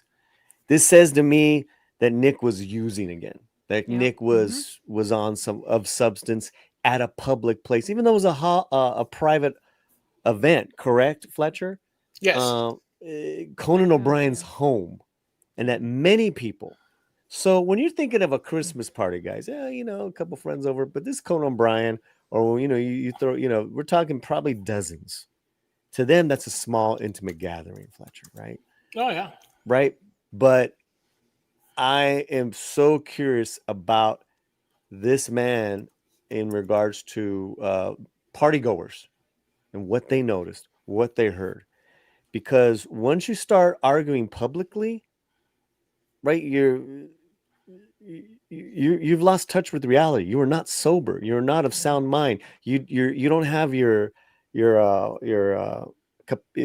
capacities in control, right? Whether it's something broken, and then you aided a drug to further that, which I'm familiar with. That there, man, that's the big. Unfortunately, the beginning of the end, but also too, probably something that the Reiners have had to deal with ever since this kid started doing drugs. Yeah. Which is what now? Oh, a while. Dozens of years, Yeah, because well, a long time. 15, yeah, and he was at 30 something. Okay, so those are my thoughts right now. Right, is that this started at Conan O'Brien's house the night before, and this guy's acting up, probably saying and doing some really strange stuff, Fletcher. Oh yeah. Okay, let's go on. All right. So we got Sunday now. So Sunday, Reiner, 78, and his wife were found deceased at their Brentwood home around 3:30 p.m. Sunday after paramedics were dispatched for medical aid call, said Margaret Stewart, a Los Angeles Fire Department spokesperson. The two bodies were found inside the home. Sources say one of the couple's children discovered their bodies and authorities were called. So it was the sister, right? The daughter. That's what we believe that the daughter was. I'm wondering. I got so many thoughts, right, Sin? Did they go home and continue this conversation? Yeah. Did they wake up and start the argument all over again? Did he live with them? Obviously, because he was homeless. Maybe okay. I don't know if he had sobered up enough, had enough sober years where you can go and get your own. There's no rules, right? There's no rules, guys, right?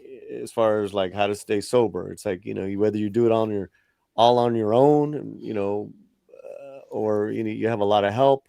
The Reiners were trying to help their son for many, many years, guys. A lot of unsuccessful. I think By Charlie, the movie that he co-wrote, is about 17 unsuccessful attempts at getting rehab. Lord have mercy. Here's what I know. If you don't have the capacity but you have the will, but you don't have there's something broken in you, that's a whole different level of your standard. He's just a drug addict. It's got nothing to do with being a drug addict. There's something in the wires that just snapped at a young age. So this man should have been in a 24/7 care facility somewhere. That's what should have happened many years ago. That's just my opinion. Right? Everyone would still be alive. Yeah. Everyone would still be alive. This disease of addiction, it's so powerful, guys, that it ruins people's life. This is an extreme example, but just trying to take care of somebody, trying to be there for somebody. I know a few people that are going through that right now. They'll call me, Paulie, what do I do? Paulie, help me out. I always ask, how much are you willing to give to this person? Because you got to draw a line. Now, because if you don't draw that line, they'll just take advantage, and they're not doing it on purpose. That's just that's the addict. It's like a fire, right? And it just keeps needing more oxygen to stay alive. It doesn't stop. It doesn't get smaller, guys. It gets bigger. So obviously the Reiners, they did everything they could, and they still kept doing everything they could. But we're talking about. I'm curious about the time, Fletcher. Right? Did they go to sleep and argue, or they wake up and let's start the argument again? Did they go home and it happened Saturday night? Did they happen right? Correct. Yeah. And the coroner's going to find all that out, right? Right. Yeah. They'll get time of death. They're pretty good at that. The science today is just insanely amazing. You know what I mean by that, guys. All right, let's go on. Thank you, Fletcher.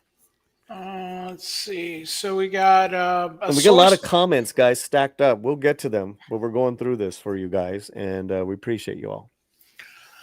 A source who had knowledge of the investigation was not authorized to speak publicly confirmed that there was no sign of forced entry into the home. This is a picture of Rob Reiner and his son, Nick Reiner. That's like a few years on ago. the AL screen of Being Charlie, the movie that you're talking about. The source also said that Reiners had injuries consistent with being stabbed. Okay, so whenever you're stabbed, like whenever you hear about like a death by stabbing, it's very personal. Yes. It's someone that knows that person, and it's usually very violent. There's a lot of anger behind that killing. I mean, you know what I mean, guys. Yeah. It's all wrong. It's all, horrible. But to be stabbed, I mean, that is a different level of person. I mean, you're literally hugging your son, and your son, anyways. And go ahead. A lot of time. Well, I was going to say, like a lot of times in these personally motivated types of stabbings, there are a lot of wounds. Usually a lot. And let's get the ages down right, guys, because as jovial and wonderful as Rob Reiner is, can you pull that photo down a little bit so we can see both of them, Fletch? Rob is an older man at this point. He's a viejo, Fletcher. The mother is an older lady. This is a very young guy in regards to strength and all that stuff. Like he's in his early 30s? 30s? Yeah, I think it's 30 early or something. mid-30s? Yeah, early 30s. This is not, I mean, besides them being the parents and arguing, the whole passion and of being in an argument, and then also too his medical condition, his clinical condition. He's very young. He probably overcame them in a second. He's very powerful. Yeah, I wonder if they were both together when it happened, or if he it happened separately in separate rooms, or Mhm. when they were sleeping. You know, who? I mean, all of this is going to come out. Mhm.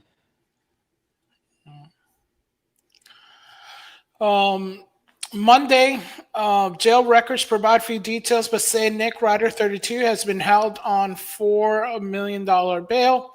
The records do not give any detail about the cost of the arrest, but say he was taken into custody at 9:15 p.m. Sunday and booked at 5:04 a.m. Monday. He has not been charged with a crime by county prosecutors. Well, he's been charged now. Well, there is an update on that according to TMC. Well, This- okay, go ahead. Yeah. I have Oh, This really is- fast. Nick is here on a Oh, on a held cell without bail phone. now. What happened? Director, comedian Rob Reiner, who's directed so many great films over the decades, was Actor. murdered by his son, unfortunately. And so we're covering this as entertainment news. Allegedly. I'm sorry? Allegedly. Allegedly. That Yeah. legal talk you have to. Yeah, well, we're not, Yeah. you know, I'm not, but that's what we're talking about. Thank you, Nick. Yeah, so this is just now by TMC. Oh, it's his. And Rob Reiner wife's Michelle's son Nick arrested for murder. So as to 11:16 a.m. Your time, Paul, Nick Ryder original $4 million bond has been changed. He's now being held without bail. Yeah. Okay.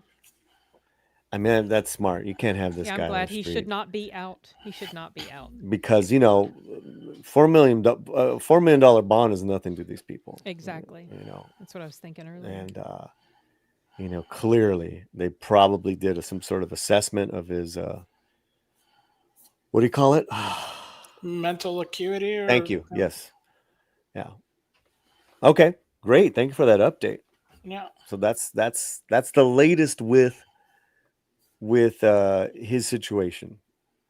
Yeah. Okay. Let's get back to what else do you have for us? Oh no. So this is The timeline. CBS. So Okay. they said that so he was arrested for the murder of the death, and he's being held without bail now, as of right now. So this is the most It's very recent. up to date. Yeah. So it says that Nick Ryder, son of director Rob Reiner, his wife Michelle, has been arrested and booked on murder. So he's booked on murder. Yeah. For their killing. Los Angeles Police Chief Jim McDonald announced Monday authorities initially said Nick, 32, so he's 32, Paulie. Yep. Was being held on $4 million bail, but police said in a statement he was being held without bail. So that is the new you update on the About confirmed. the daughter. Yeah. I have this. I only saw the headline. So you want to pull that in really quickly, guys? We're going over updates on the Reiner murder. He was not allegedly murdered. He's no longer with us. It's alleged who did it. But this is what I was talking about. Let's get into this for a second. On TMZ, son Nick missing for hours after parents' murders. Okay, he's been arrested suspicion of murder. We got all that information. Was missing for hours after his parents were found in their okay, I don't want to read that. Their daughter Romy found their bodies. She noted to police Nick had been living there. There you go. Okay. And was Thank you for possibly that. behind the murders. Yeah. All right. When police responded to the call around 9:30 p.m., Nick was nowhere to be found. Romy was the one who called 911 and told police her brother was dangerous and should be considered a suspect. I think that's all we got on. So obviously he took off, but Okay, so he wasn't taken there at the house. They just right, found he him wasn't hanging there. out at the house. Yeah.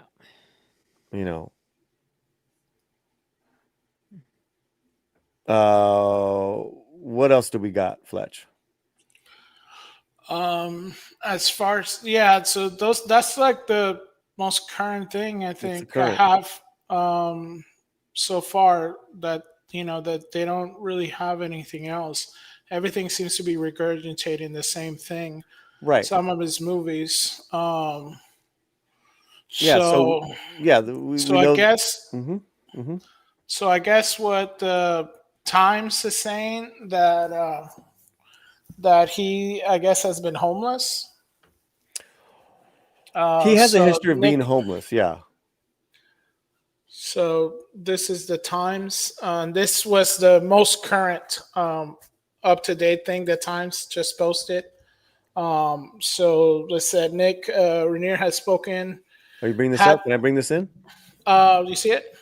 Yeah. Wait. Is this it? Yeah. All right. Yep. Go for it. All right. So Nick Reiner has spoken over the years about his struggles with drug abuse and bouts on homelessness. Beginning with his teenage years, he worked with his father on the movie Being Charlie. That was loosely inspired by his early life. In part because of that history, the police focused most immediately on Nick Reiner. According to a person who was briefed by the authorities and spoken on the condition of anonymity because they did not have the authority to speak publicly on the investigation, booking records indicate that Nick Reiner was arrested Sunday by Los Angeles Police Department, formally booked shortly after 5 a.m. Monday. On Monday afternoon, the private security company was guarding Reiner's property, whose entry and driveway gates were adorned with no trespassing signs. Some people who walk by through neighborhoods have declined to talk about the case. So that is like most updated one, at least on the Times. Okay, so I think everyone's pretty clear on the on the history of the Reiners with their son. He's battling addiction and probably mental problems since he was a young teenager, in and out of rehabs, in and out of living situations, homeless in different states, and but more recently was staying with the Reiners, if we could say that. And he had there was an argument, I believe, at Conan O'Brien's the night before, Saturday night. That was so bad, people were like, he's acting strange. And then the next day they were found dead. We got that? Yep. Yeah, Fletcher? Yeah, that's pretty much it. That's pretty much it. And so as you can imagine, is in custody with no bail for his parents. Yeah. As you can imagine, this has really rocked Hollywood.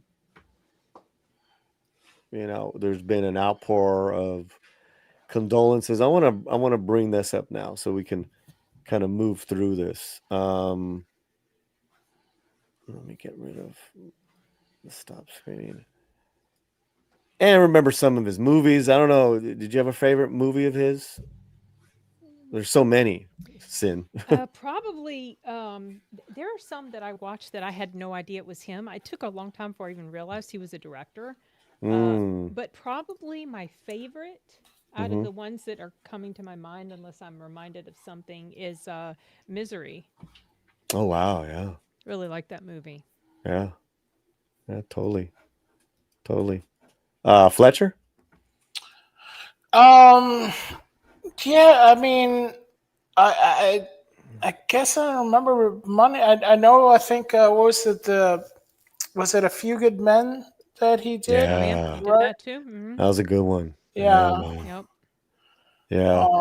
Yeah. I like Princess that one. Bride.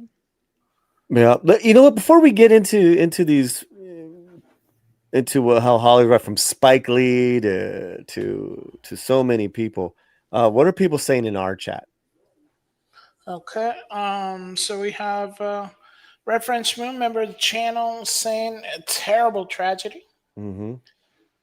We have member of the channel, Dan Crane, saying, "What's the latest news on?" That's for later.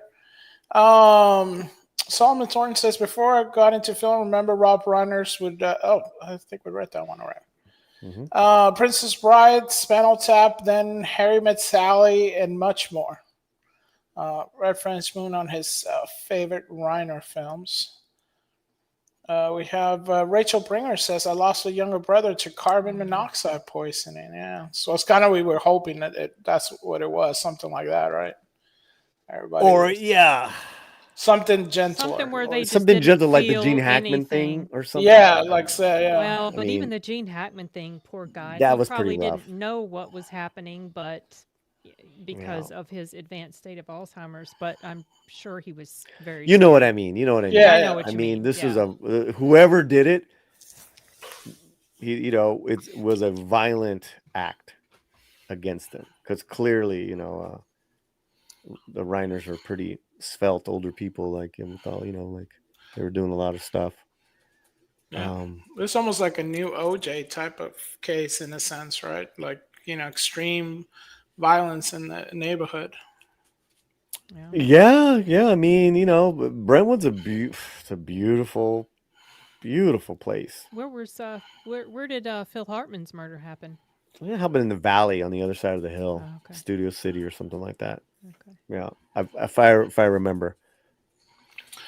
Nurmigo says The Princess Bride is one of my favorite films of all time. Yeah, great movie. Great movie. The Dog Catcher says, Care movie memory as freshman at Oregon State U. Seen Stand By Me midnight screening fall term 1986. Yeah. Stand By Me. I watched that only because Kiefer Sutherland was in it. And you thought he was cute. I used to, I liked him a lot. That's good, man. Thank you, Dog Catcher. Solomon says, also the son of legendary comedian Carl Reiner. Mm-hmm. I loved Carl Reiner. Gosh, so talented, these people. Yeah. So talented. We also have Nick Tomato coming in with gifted 5 Latino Slant membership on the Cell stream. Hey, Nick, man. Thank you so much. Muchísimas gracias for the 5 Latino Slant gifted memberships. I really appreciate you, man. Who won those? Who got those gifts? So we have Tonya Holmans. We have Penny. We have Deranged Lunatic. We have Jose Taco and Benjamin. You guys win Latino Slant memberships. Yeah, man. Again, thank you so much, Nick. Appreciate that, man. We got Bass Player 20 with 5 $4.99 saying, have fun storming the castle. Think it will work. It would take a miracle. Bye. Okay, but you gotta do it as the characters. Yeah. Have fun storming the castle. You think it'll work? It'll take a miracle. Bye. The great Billy Crystal and Carol Kane. Billy, there was that footage of Billy walking out of the Reiners last night. Did you guys see that? Oh no, did not. Really? Oh, I didn't see that. Yeah, him and Larry David. I guess they all live very close to each other. Maybe they were trying to get in, but they were walking away from the house completely, like just wrecks. Oh, I bet. Yeah. Mm-mm. Thank you, bass player. Thank you so much. Kareem says, this heartbreaking news. I'm in tears. I grew up watching All in the Family. My reruns, we loved him. So sad. Yeah. Boy, the way Glenn Miller plays songs that made the hit parade. Meathead. Boy, my like ran great. You know what? Let's bring for Ken. Let's bring up. Let's bring up Meathead. Oh, love that 70s show. sitcom All in the Family. Michael, where's your tie? Well, I tried, Gloria, but it doesn't look good with an empty neck. And later, as a film director of such massive hits as A Few Good Men. You gotta ask me nicely. And When Harry Met Sally. Waiter, there's too much pepper on my paprikash. Rob Reiner was among the most admired figures in Hollywood, both for his personal warmth and for his brilliant career in entertainment. So this is off of George Lopez. So heartbreaking, so tragic. The world and everyone in it needs to hail. Keep your loved ones close. Rest in peace. This was a joint share between Georgia Lopez and DL Hughley, Fletcher. A lot of celebrities, man. They're just gutted. Yeah. Mm-hmm. Just totally. Yep. Okay, more comments? Yeah, Julissa, member of the channel, says Stand By Me was another good one. So sad this happened to him and his wife. Stand By Me. This is a picture shared by Jerry O'Connor. Jerry O'Connell, is that his name? Yeah, I think. Yeah. Love you, Rob, sincerely. And sometimes, like, it's like, oh, you should have done more, should have said more. It's like sometimes you can't even. You don't like the words just like there's right. The emotion is so deep and complex. It's right. Sometimes you just can't put it into words. No. I mean, I'm even surprised. It's like, I get it. We're now in the age of social media, but it's like the fact that some of these guys have written already. It's just like, gosh, this is now how we're expressing ourselves. Well, that's what I was going to say. It is like a form of kind of expressing your grief. Mm-hmm. Yes, that's what I meant. Not that that's a bad thing. No. I think this, in a good way. This is in a good way. Very good to see people and making these. Yeah. All right, let's go on. Brother. Mark D, good to see you. Member of the channel and Ranch. Hello, everyone. Really terrible weekend of tragedies. Had a good friend with mental illness who killed his mother and self-deleted a few months ago. We tried to get him help, but nothing worked. Well, me and Mark talked about this, because I trained Mark via Zoom, and we talked about that, man.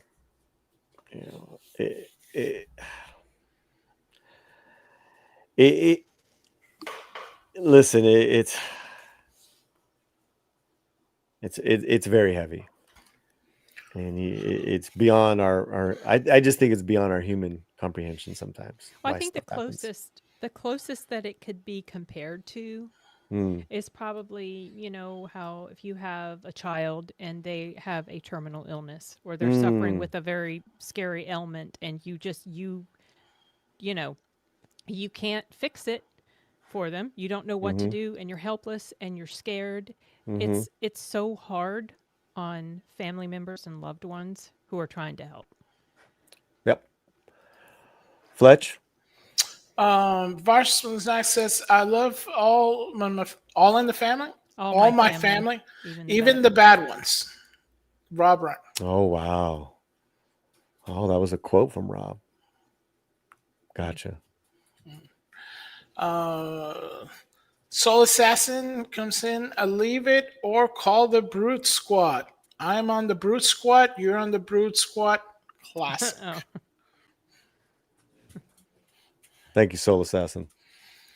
And we do have your co-host for Wednesday show. Comics and everything. ... Hola peeps. Salma is my mom. AI said so. So that's AI is outing Salma on this one. Yeah, Danny, man.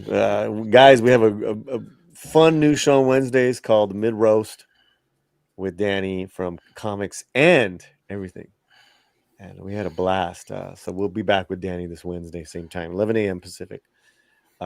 Cool. Any other comments or that you? Well, there's no, I think we're good on that. Go rewatch All in the Family, you guys. One of the best TV shows ever. It's been my husband, who's, as you know, Mexican, and English is his second language. He speaks it fluently, but there is so much in that show that even now he's just now picking up on what certain things mean and what the comedy is in some of the moments, because Archie would always say words wrong. So yeah, fantastic show. Yep. I might have to check it out. Oh, you haven't seen it, Fletcher? Well, when we weren't in the country at the time. I don't know. I think I don't know if I was even alive. So we do get stuff later in South America, it's cheaper to show. So we would get I know Gunsmoke. you know, and the man with a rifle and the Bionic Man and all stuff, because they were cheap, so they were like prime time, like for us. So, but some of the like in between shows, I don't, you know, kind of haven't checked it out. So, but my wife does speak on it sometimes. Like she'll like, oh, this is All in the Family and stuff like that. And I was like, oh, okay. I quote we people in my family we quote that show all the time, and some of the funniest moments involved Mike, like when he's playing a game and he's losing and he's like flips the thing up and just destroys the game boards, like I don't want to play anymore. So we do that sometimes when we get like frustrated. I don't want to play anymore. But it was very edgy, and it wasn't afraid to tackle really big subjects, and I felt did a really good job at presenting the both sides, you know, but in a very comedic way. And also in a way that kind of showed how ridiculous both sides could be sometimes. And it's just so good. Totally. Yeah, totally. Let's check it out. Cool. Okay, so let's go back to the people remembering. This is Paul McCartney. 5 hours ago. What a tragedy, the death of Rob Reiner and his wife Michelle. It is so shocking in many ways. But for me, especially because over the last year, I've been working with him. He directed me in Spinal Tap 2. The end continues. He was such an upbeat, lovable man. Life can be so unfair, and this tragedy proves it. His father, Carl Reiner, was a great humorist before him, and Rob followed in his dad's footsteps, doing a terrific job making many great films. I will always have fond memories of Rob, and the idea that he and his wife will no longer be in the world with us is just heartbreaking. Thanks for all the humor, Rob. Rest in peace. Love, Paul. Okay, Spike Lee. This is the film I will be watching tonight. This world we all occupy is pure insanity. Condolences to the family. God bless. So that's Stand By Me. Yeah, one of the greats. One of the greats. A great. Talking about a great. Mira Sorvino.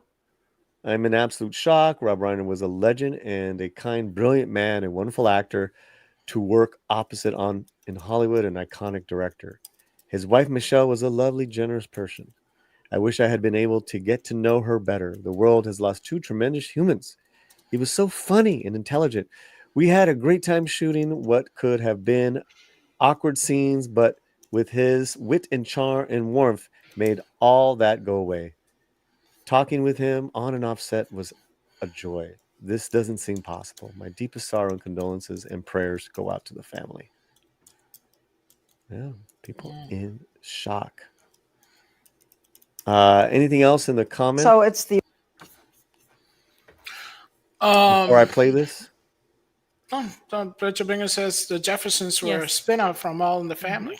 I did see the Jeffersons. I like the Jeffersons. Yeah, it was kind of like, you know, he and Archie. The George Jefferson was Archie Bunker, right? Well, for me, we're Los Jeffersons.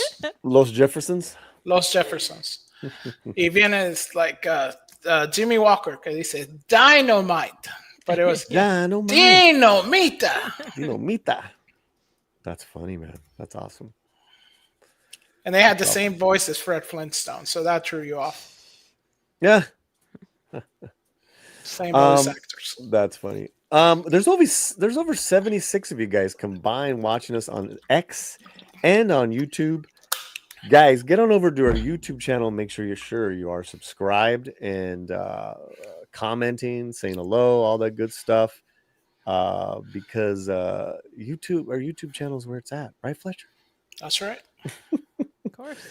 All right, let's play this. I'm here today with Sin and Fletcher. Sin's the editor-in-chief at the LatinoSlant.com.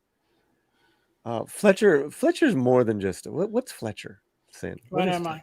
What am I? Oh gosh, I'd have to ask ChatGPT or something. There you go. What is Fletcher? Ask Grok. What is a Fletcher? He does also, I don't know what titles, what are good titles, for ¿Qué es esta cosa? Yeah. That's funny, man. That's funny. All right, let's check this out, guys. We got a video from 60 Minutes. All right, here we go. The early 1980s. You've just finished All in the Family. The whole country Yes. knew who you were. Now nobody knows. You decide you're going to Funny. direct your first feature film. Right. You try to do something really safe. Well, people would say, well, I can't believe your first movie would be improvised. There'd be no script. And that's scary. And to me, it was the opposite. I wasn't scared. The film was a fake documentary about a fake band You must have made a long time. that satirized the antics of real rock musicians on stage and in the green room. So it's the early 1980s. So it's considered like one of the greatest comedies, period. This is Spinal Yeah, Tap. I didn't realize he did that one. Well, that's his first. That's the first one Yeah, he did. didn't realize that was his first one. That's why people. That's why he was like, yeah, you know, we did an improvised thing. He's like, but you know, and this is fairly recent because I'm sure this was a interview for This is Spinal Tap 2, which was you know, a few months ago, which I didn't see. Did he do that one too? That's his baby. Yeah, yeah. Okay. But see how quick his wit. Like he's still so sharp, Mm-hmm. which makes this all the more tragic, man. Yeah. I mean, it's very tragic. Fletcher, I guess we could close this up. What do you think, guys? Yeah. That's good. You know, I know this is heavy, but you know, just wanted to share a little bit and give you guys some updates. I had one more. Wait a minute, it's not saved. It was like his movies. Why isn't that saved? Let me refresh. A list of his movies? Yeah. Someone did a list of his. Nice. Yeah, Soul Assassin says didn't know he had a vast film career and also producer, right? I mean, he produced like a ton of stuff because I think he produced The Bear, the most recent TV show, I believe. Boy, he's So busy. there's a whole lot of stuff that he did. Yeah, big in the industry. Very.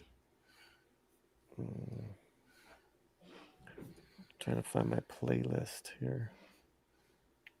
And Solomon says his scenes in Wolf of Wall Street was hilarious. Oh, I didn't know he was in that one. It was funny because he did act a lot, so he was like in a few things, right? He would pop in and stuff. So yeah, it's great. Yeah, no, totally. It's a sad outcome and sad situation. It's one of those no winning things, you know. There's not even because even if they did find the son guilty, it's tragedy compounded. Yeah, especially for the family, it can't be anything but. I feel really sorry for his daughter. Right, that's and I mean other kids because didn't he have like 4? Yeah, but I mean she. Yes, found well, him. yes, that's what you know. Like she's never going to get that out of her. No, brain. that's terrible. That's and I can see why other celebrities around the area would be complete shocked because it's not like it happened like this is not I went to East LA, got a drive by or something. Right. This is like it happened. Neighborhood. Yeah, in my own neighborhood that's protected, and it literally happened by one of theirs. Yeah. So it's just compounded tragedy and tragedy. So, yeah. So we're seeing a lot of other celebrities. Oh wow! Remember his memory and stuff. Yeah, and remember his giving the remembrances, and then we could keep going on, guys. We could keep. I think right now, let's we'll come back Wednesday, I'm sure, with some other updates. But at this point, we're kind of just repeating stuff. What else in the chat, and we can move on to some fun stuff. Well, Julissa says that he was such a talent, and Nick Tomato says wants to make me cry. I guess people really are touched by his legacy. Okay, so let's go to X. Oh boy. Okay. Some happy memories, always. As my dog coughs, his cough is like really. We had to get him back on meds. Oh, Yeah, some Mr. strong Butters? meds. Yeah, Aw.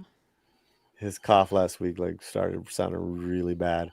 On X, I had written you out of your mind into regards of a post. What is this? And the post says, unpopular opinion, but an average brown girl looks hotter than the likes of overhyped Anna de Armas or Sydney Sweeney. Okay, well, I love racism in the afternoon. Well, listen, this is from an Indian guy, so hot Doesn't takes. matter. Like, doesn't matter. doesn't matter how. They can Well, I still just be. said you out of your mind, and I put a photo up of. Is that I mean, Anna? That's Anna. Yeah, I mean, what is wrong with you?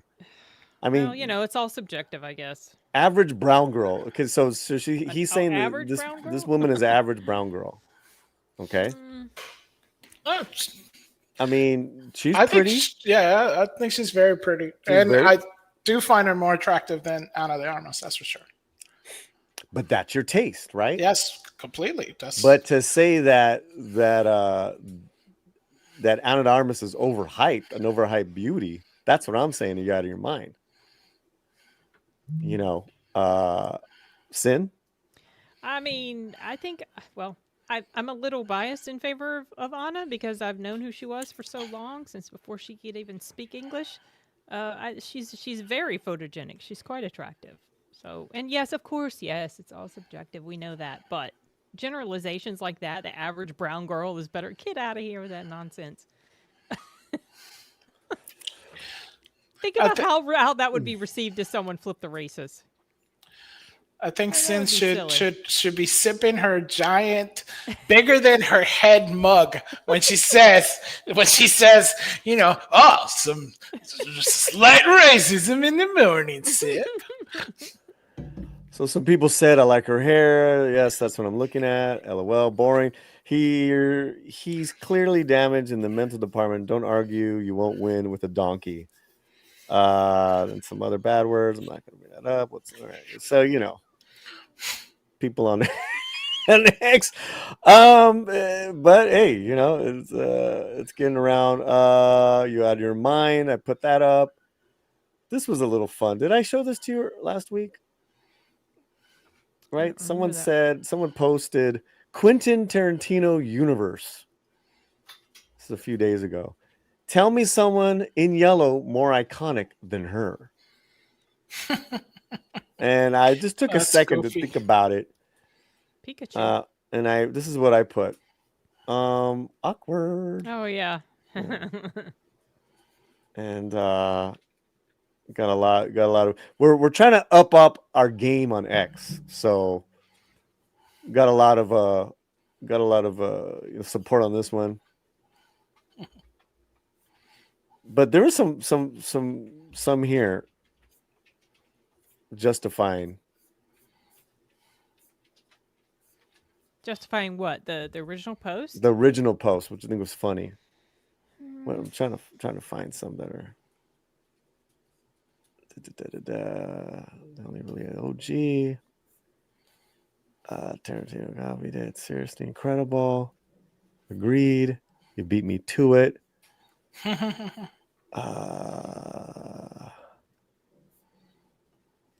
I actually said out loud, effing Bruce Lee. How is it awkward? The outfit was a reference to him. But that's not what the post said. Let me see. What was that? Why is he naked? What? Hold on. Game of Death. Great Enough movie. said. I'm trying to find the ones that defended her. And it's not, it's just. They probably deleted by just sheer, embarrassment. She wore it better. That's what someone says. Okay. Uma's outfit was literally based on Bruce Lee, for Kill Bill, good films. We can't forget the amazing callbacks to great. Well, no, one's an actor. The other one is an actual pioneering martial artist. Generational. He's the Shohei Ohtani of martial arts, man. Okay. Guess people like my love Uma, but this is winning argument. Okay, here we go. Since Uma can be connected to women empowerment, I don't think it's more iconic, in my opinion. Okay, what? You're a woman, Sin. What does that mean? What? That they don't think her outfit is too iconic? Is that what they're saying? Since Uma's, well, and this is a fan site, right? Beatrix, right? Okay. That's, that's Yeah. the character's name. Since Uma's can be connected to women empowerment, I guess her character and all that stuff, because it's a woman now. I don't think it's more iconic, in my opinion. Yeah. Wait, what? I mean, she got some responses. That's dumbass. I don't know. Of course, you're dumbass. Oh my God. So, Twitter's like the playground of nasty kids. I swear. Yeah, it's fun sometimes. It It's can fun. be. Bruce Lee was the first big Asian star in America. Female heroes had already been done by the time Bruce Kill Bill was released. Bruce was truly groundbreaking at the time. That's a good one. That's a good one. Some of these are hilarious, man. There's one where they were just like hands down on the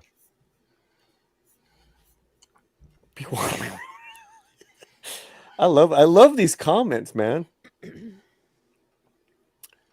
Checkmate.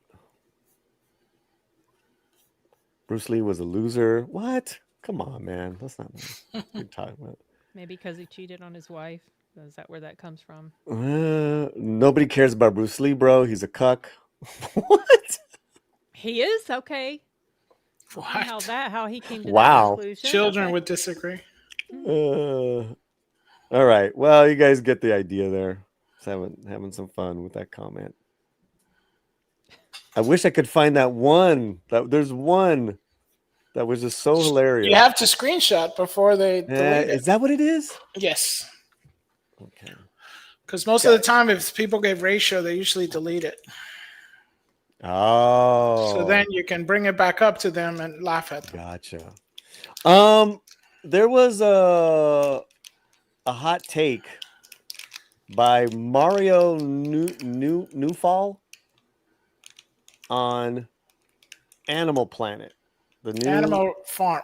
Oh, okay. Animal Farm. Animal Farm, yeah. Animal Planet is fun. The changes that they Animal made. Planet is fun. And Animal Farm is a great book.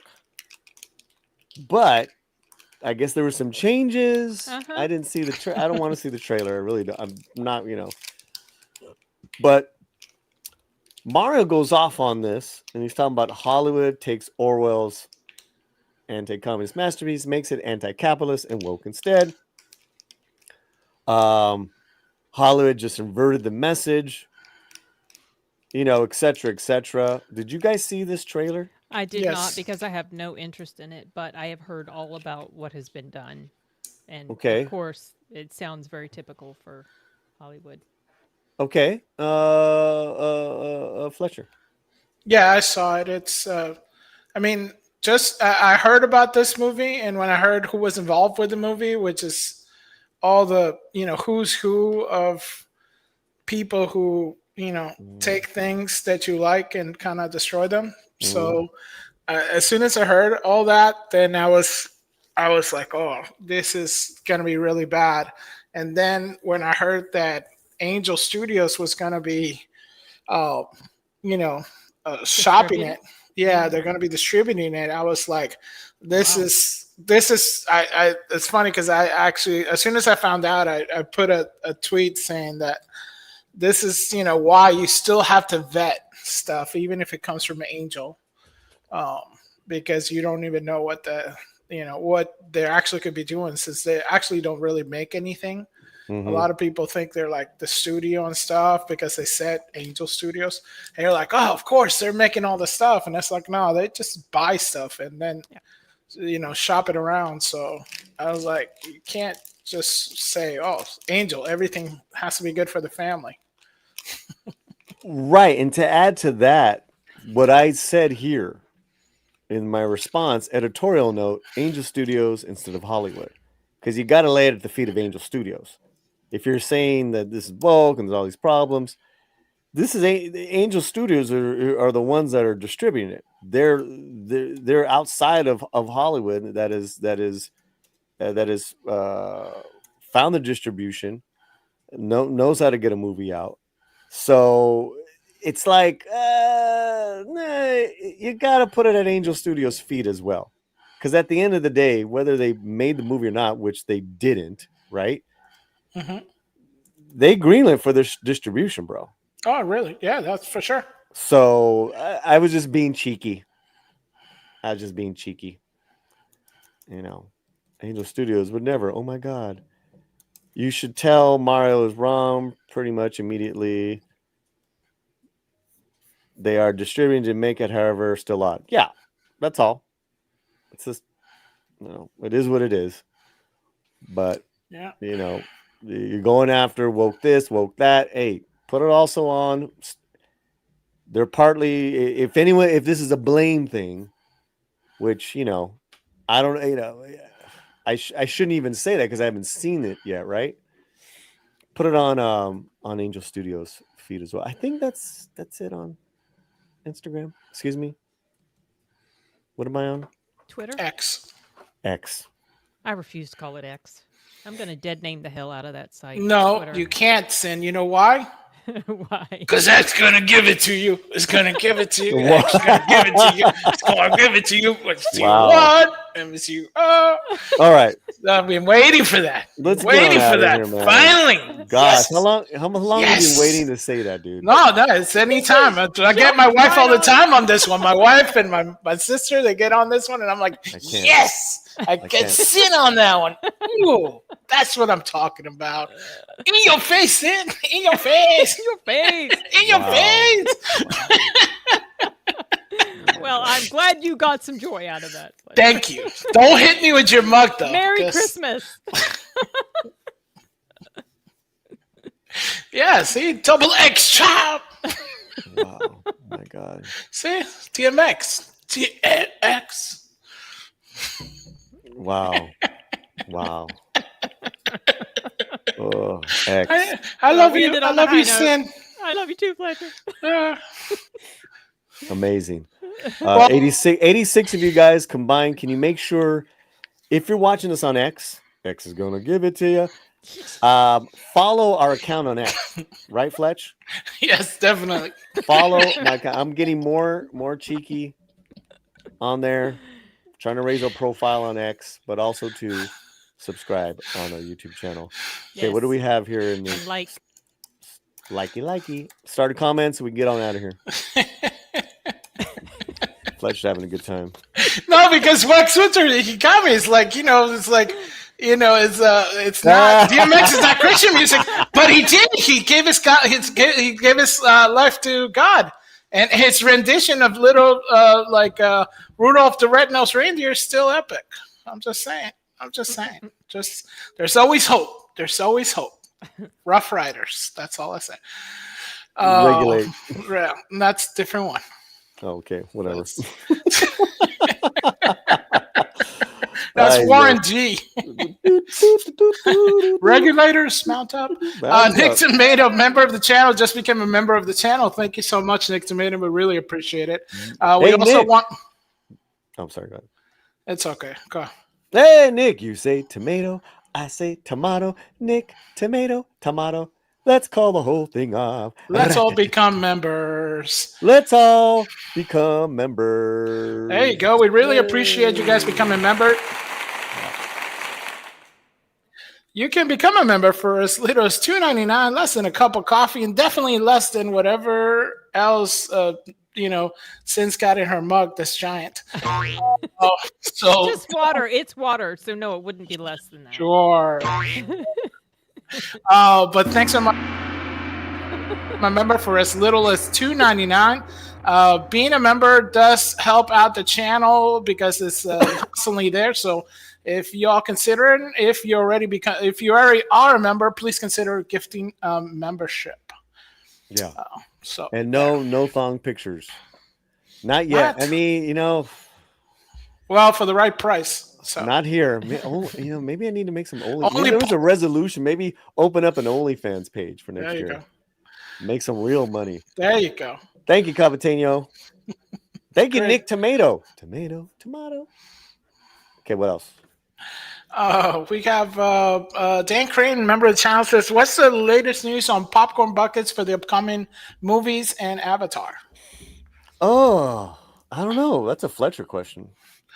Oh yeah, so they do have several Navi, popcorn buckets. There's a few with maybe for Wednesday. I'll show you Dan Crane. So show up on Wednesday. This Wednesday we do have a new show with Danny and Paulie. So check it out. Maybe I'll show you kind of the new popcorn buckets that are coming out for Avatar. And the one that I'm looking forward to is the new Godzilla bucket, which is a nice big Godzilla head and has the popcorn in the mouth. So that is going to be pretty killer. So stay tuned this Wednesday. We have Novella Princess in her second account saying hola.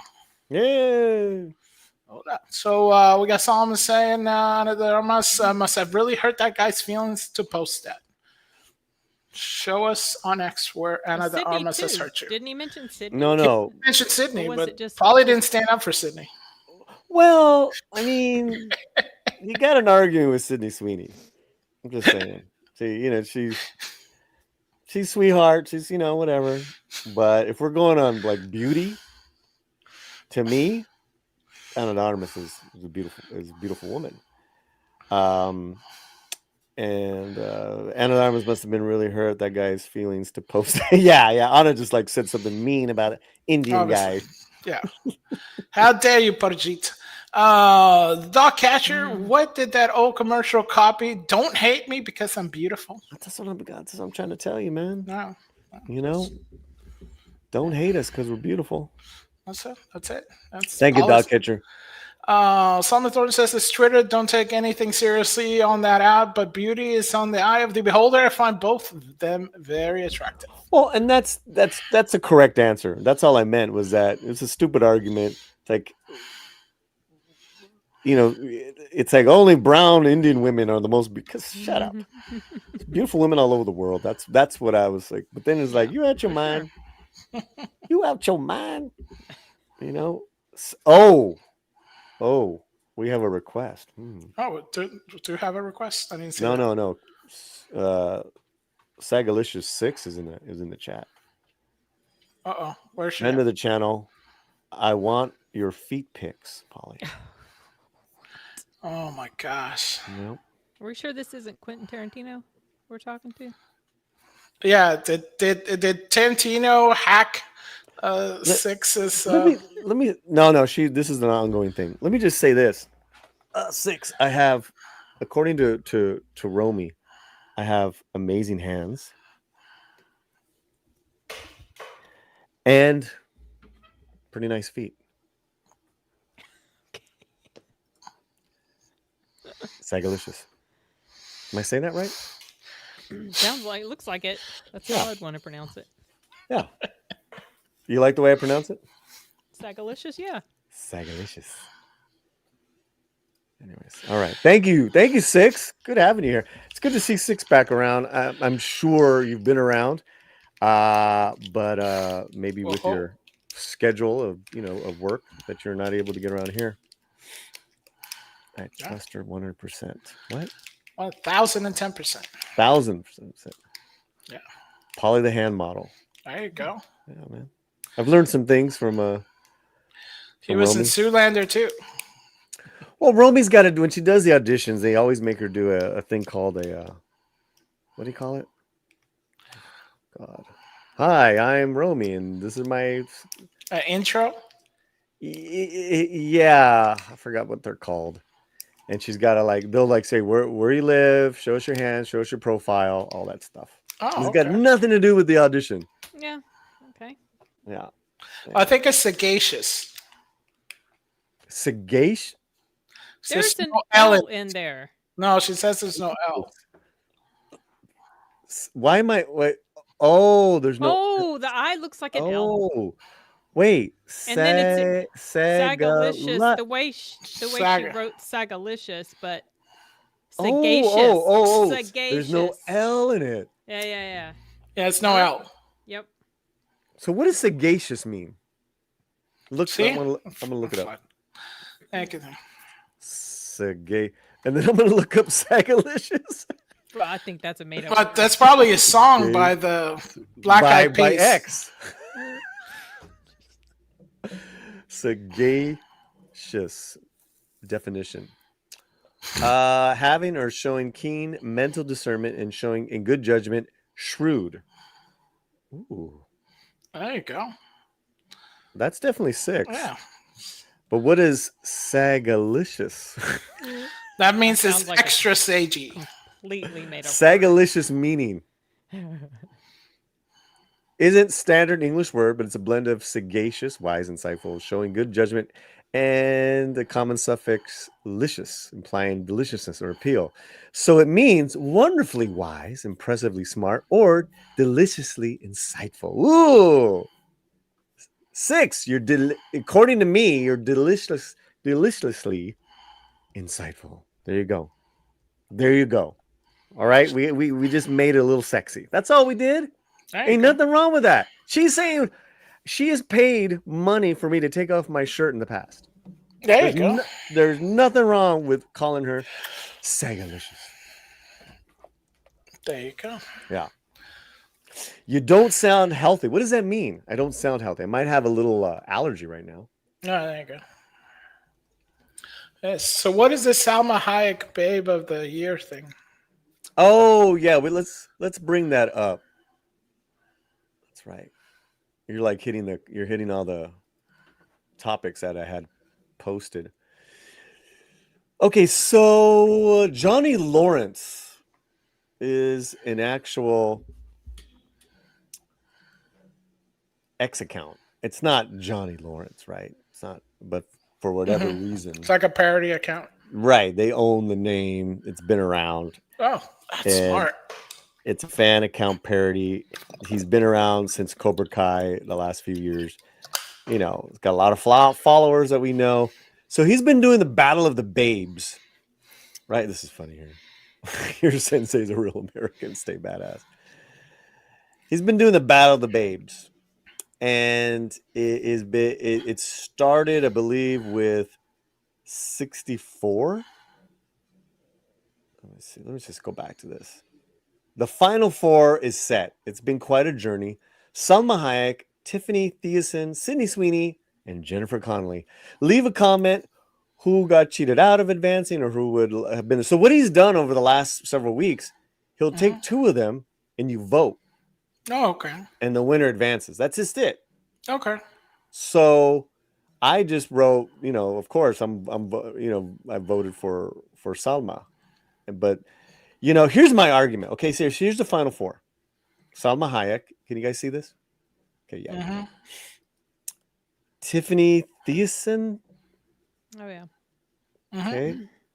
Sydney Sweeney. Mm-hmm. Jennifer Connelly. Okay. So here's my argument. And I didn't put these photos up. Johnny Lawrence did. Salma Hayek is approaching 60. So she has looked incredible for decades. Jennifer Connelly still looks good, but there's no comparison to Salma Hayek. The Tiffany woman, no. Sydney Sweeney, no. So that is my my argument for Salma. Is I would argue that she has actually gotten better looking over the years, and therefore should be the babe of all By ages. default. Correct. Well, out of these final 4, That's who I got. Sins. What are your thoughts? What are my thoughts, or what would be my pick? Whatever. That's your thoughts. Yeah, whatever. I mean, Selma's okay. I don't think she's gotten better looking as she's gotten older. I don't think that. She's aged very well.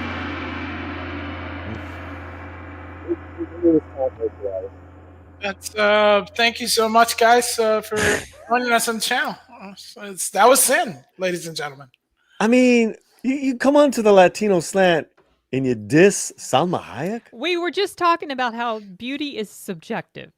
I did not say she was bad looking. I just said I don't think she has gotten prettier as she got I'm older. just giving you a hard time. She's very attractive. I've always liked her. Fletcher? Yeah, I mean, I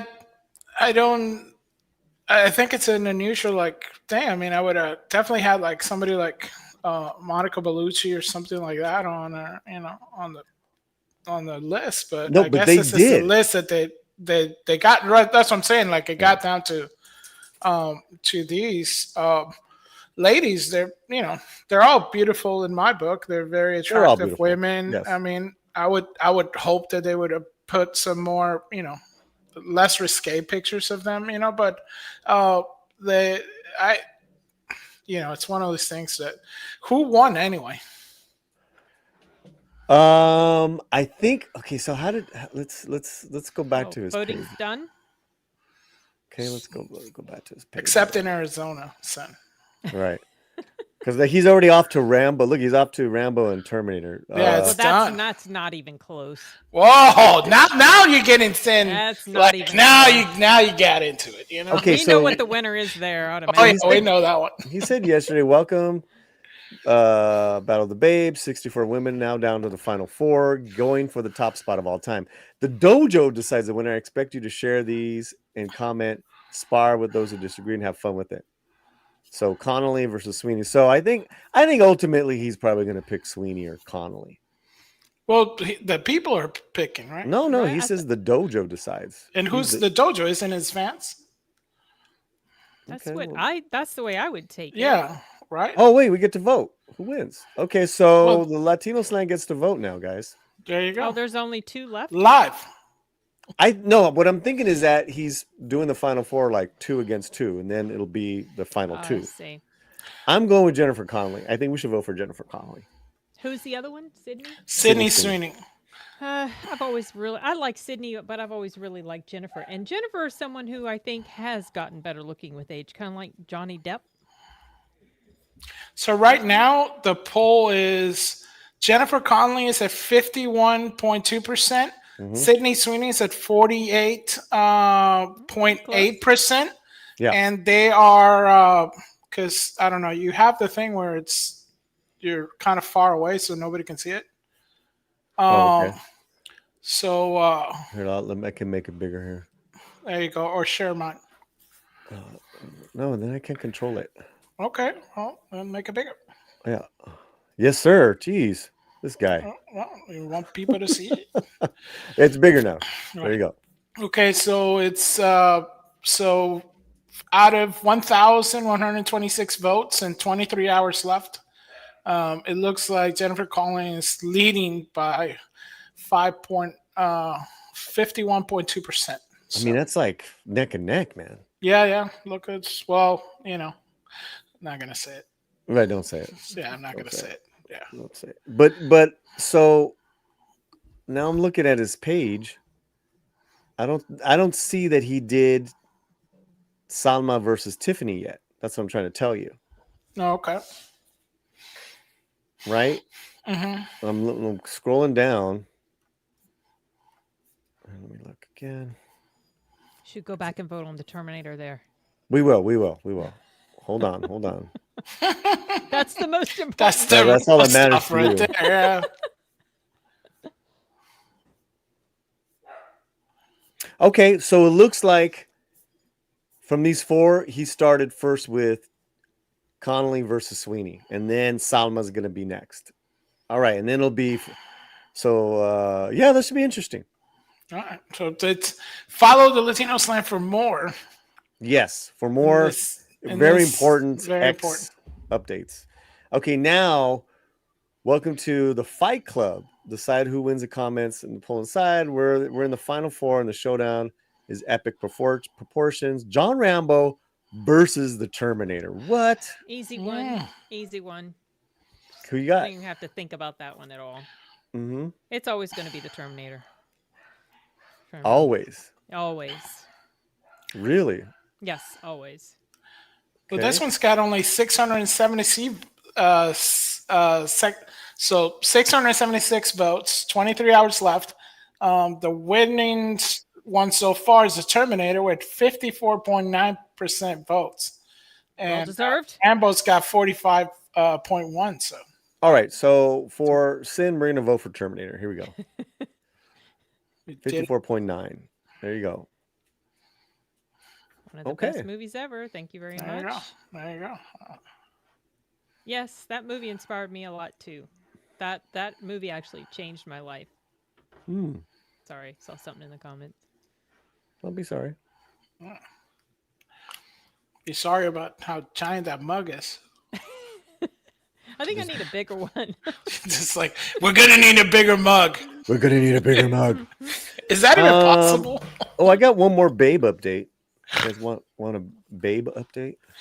Santa's going to have a new calendar. Sin, you have a calendar? No, I don't. What? I actually don't. You getting in trouble? I just live by my Google Calendar. I don't do that. And I lost it. Let me see if I can find it. Yeah. Give me 1 second. Go ahead. Let's. All right, so here we go. Sin coming out hot. Avengers Doomsday trailer. Thor and Doom received trailers and full teaser audio description. So this is an exclusive. If you guys been on X recently and you saw that the Avengers Doomsday, knowing that there's 4 trailers attached to Avatar: Fire and Ashes. So they're going to be, did you know about this, Sin? So there's going to be one different trailer every week about Avengers Doomsday. Did not know that. They expect you to go see it because they're already taking down the images on X. So we're not going to show you the images. I'm sorry, guys, but we are going to kind of go over the description.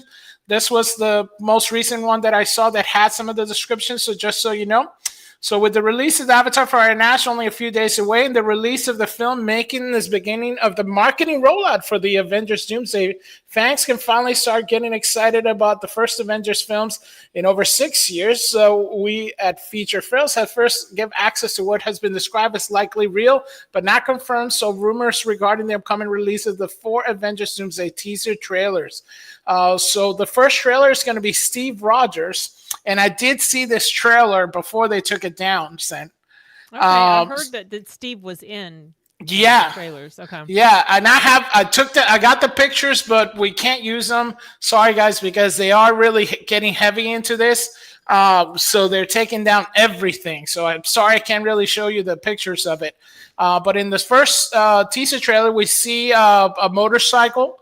And then we see a house, and we see Steve Rogers going in, married to Agent Carter, and they have a little kid, right? So this is the first, yeah.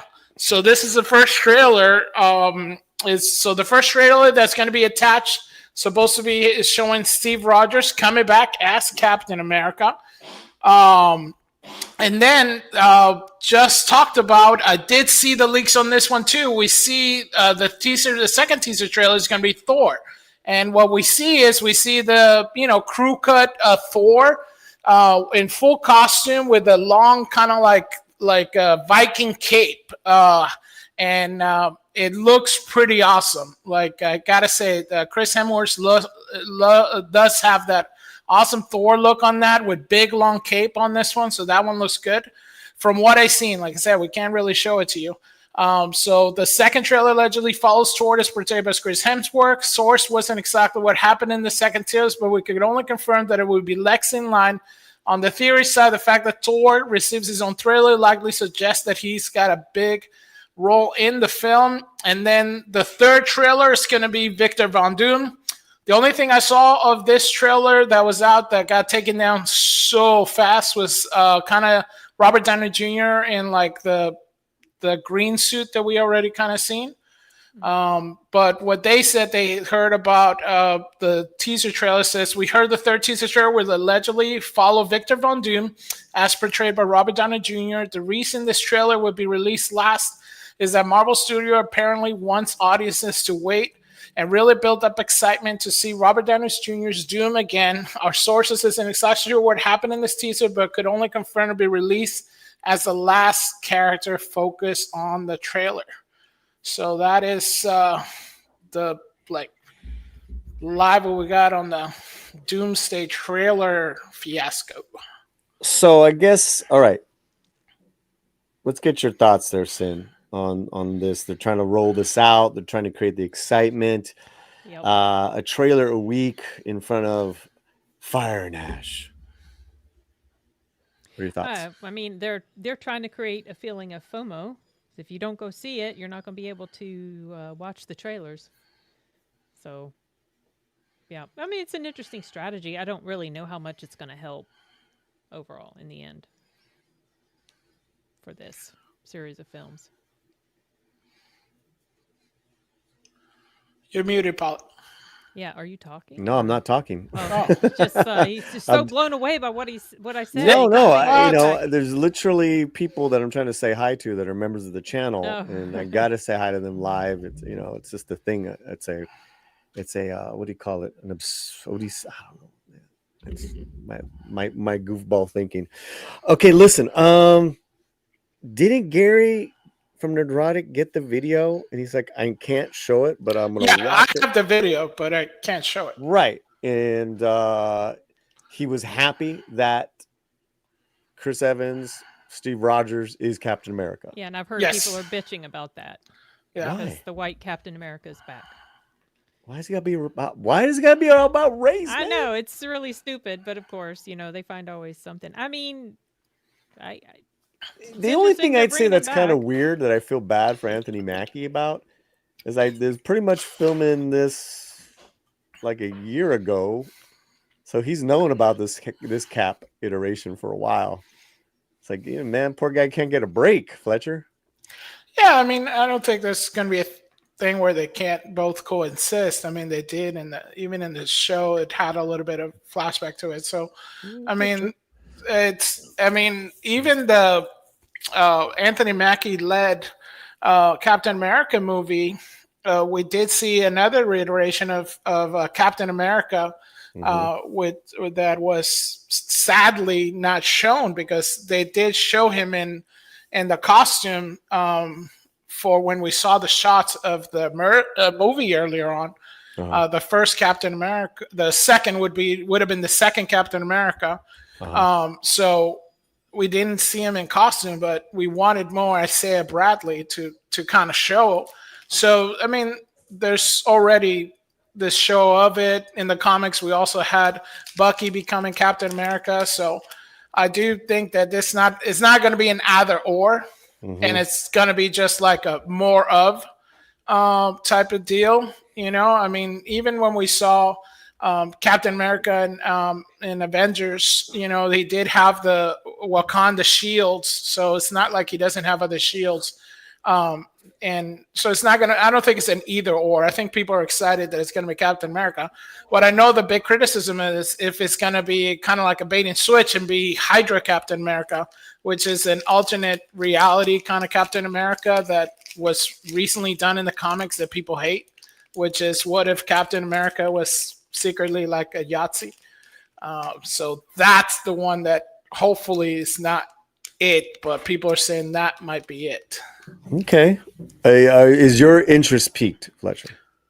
It was already, I mean, it's one of those things that you're going to go see it anyway. So it's not, I don't know how much of this is going to relate to it, but it could drive more audiences to go check out Avatar.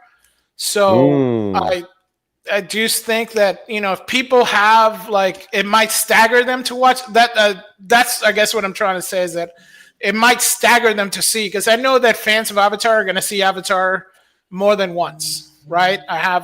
There's so many people that I know that are Avatar fans. They will see it more than once.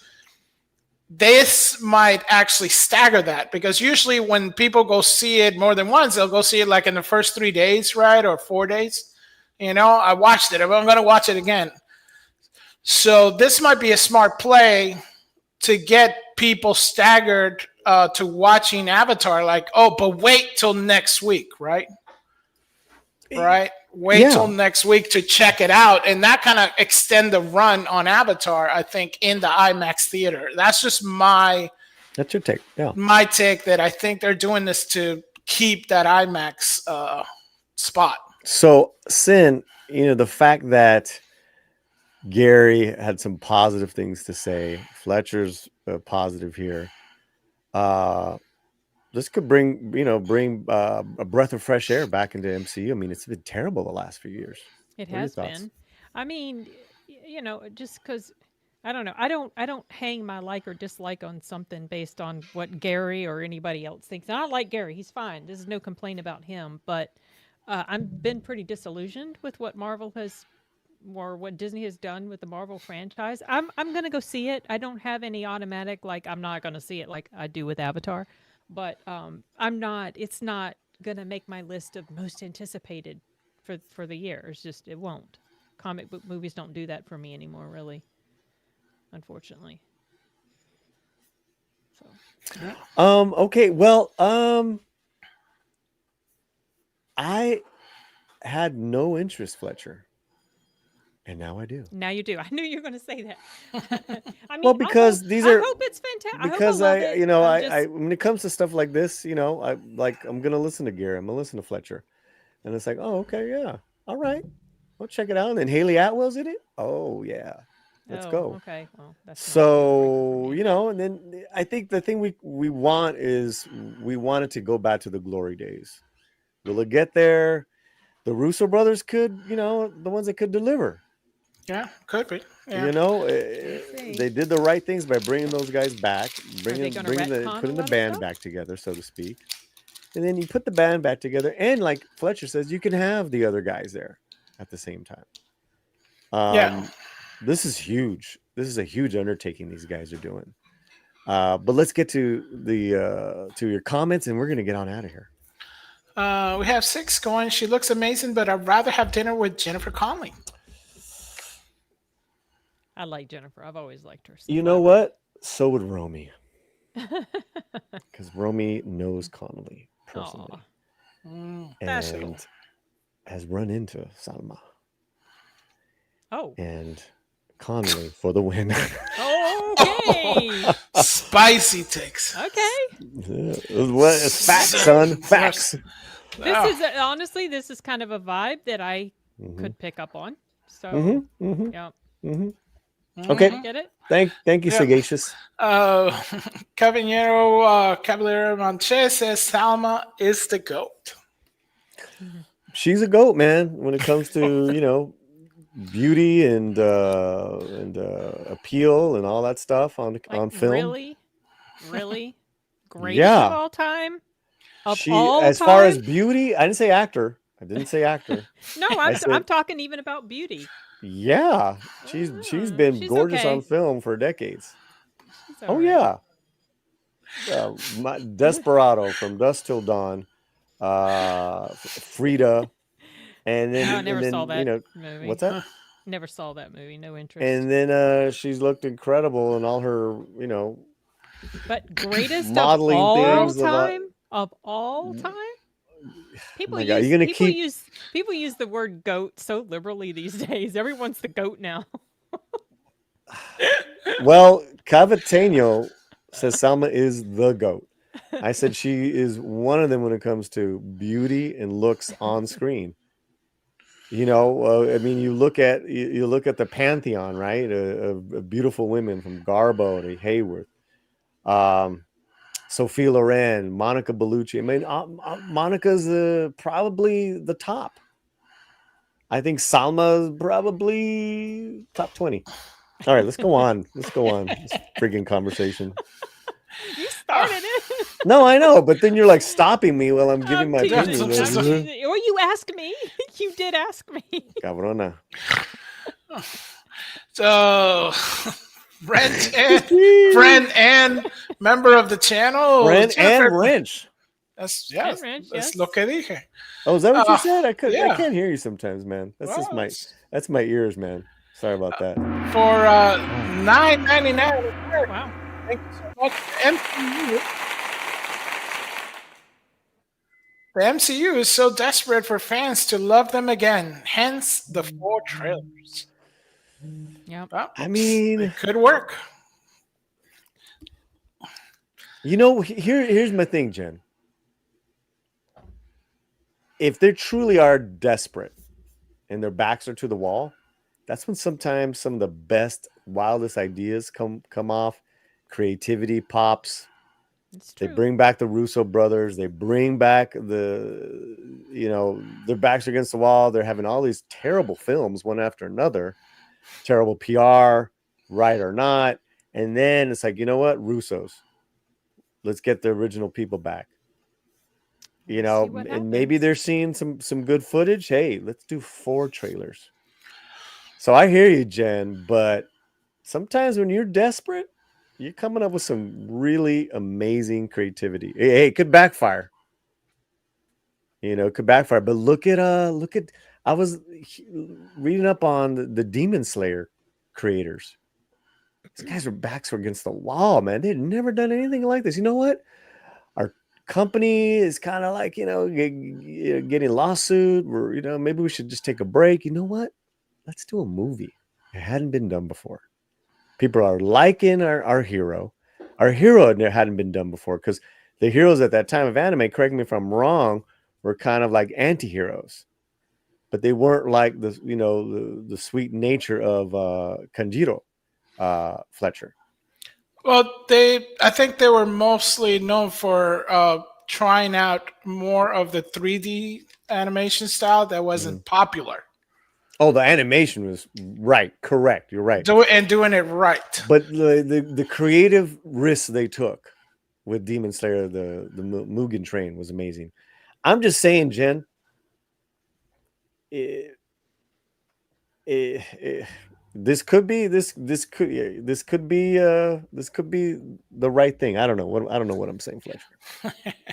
So after all that talking, we'll know. We will soon see. But what we do know is Jen sent us a super chat. That's right. And what does that call for? It calls for some thank you super chat. Which one do you want? Oh, let's do this one. The low rider is a little higher. Thank you so much, Jen. Really appreciate it. Yep, amazing, guys. You guys also have been amazing. Make sure, please, guys, follow us on X. It's free. If you haven't followed us, follow us there, and also subscribe here on the YouTube channel. Yeah, and also free is the latinoslant.com, so check it out. Totally free. Jennifer McMahon comes in again. Yep, Isaiah Bradley. He worked along Steve Rogers. Yeah, that's I mean, nobody has said nothing about him, and everybody wants to see more of him. So I think this is going to be more of that. But Solomon says he could be also Nomad. Nomad is from the 70s, during a time when Captain America stopped believing in Captain America. So he became Nomad. He had kind of like a blue and yellow suit. So that could be something. Hopefully not Hydra Cap. That's not. And 6 comes back with Fat Thor. It's not Fat Thor. We can't. This is the funny things because I have all the pictures, but we can't show them because I know they're really cracking down on anything that anybody that posts them right away, like straight to jail, right? And we just won our. Your jail. Well, we just won we had a copyright strike on this. We had a strike on the channel, dude. Wow. And because of Sin helping out with the language and all that stuff, we actually won. Got the strike taken away and got our videos back. So yeah, we can't risk that. Something like that. No, right. So yeah, it's funny. 6. I would love to show you the picture. If you go check out our X, there's some people that still have it. Mm-hmm. You know what?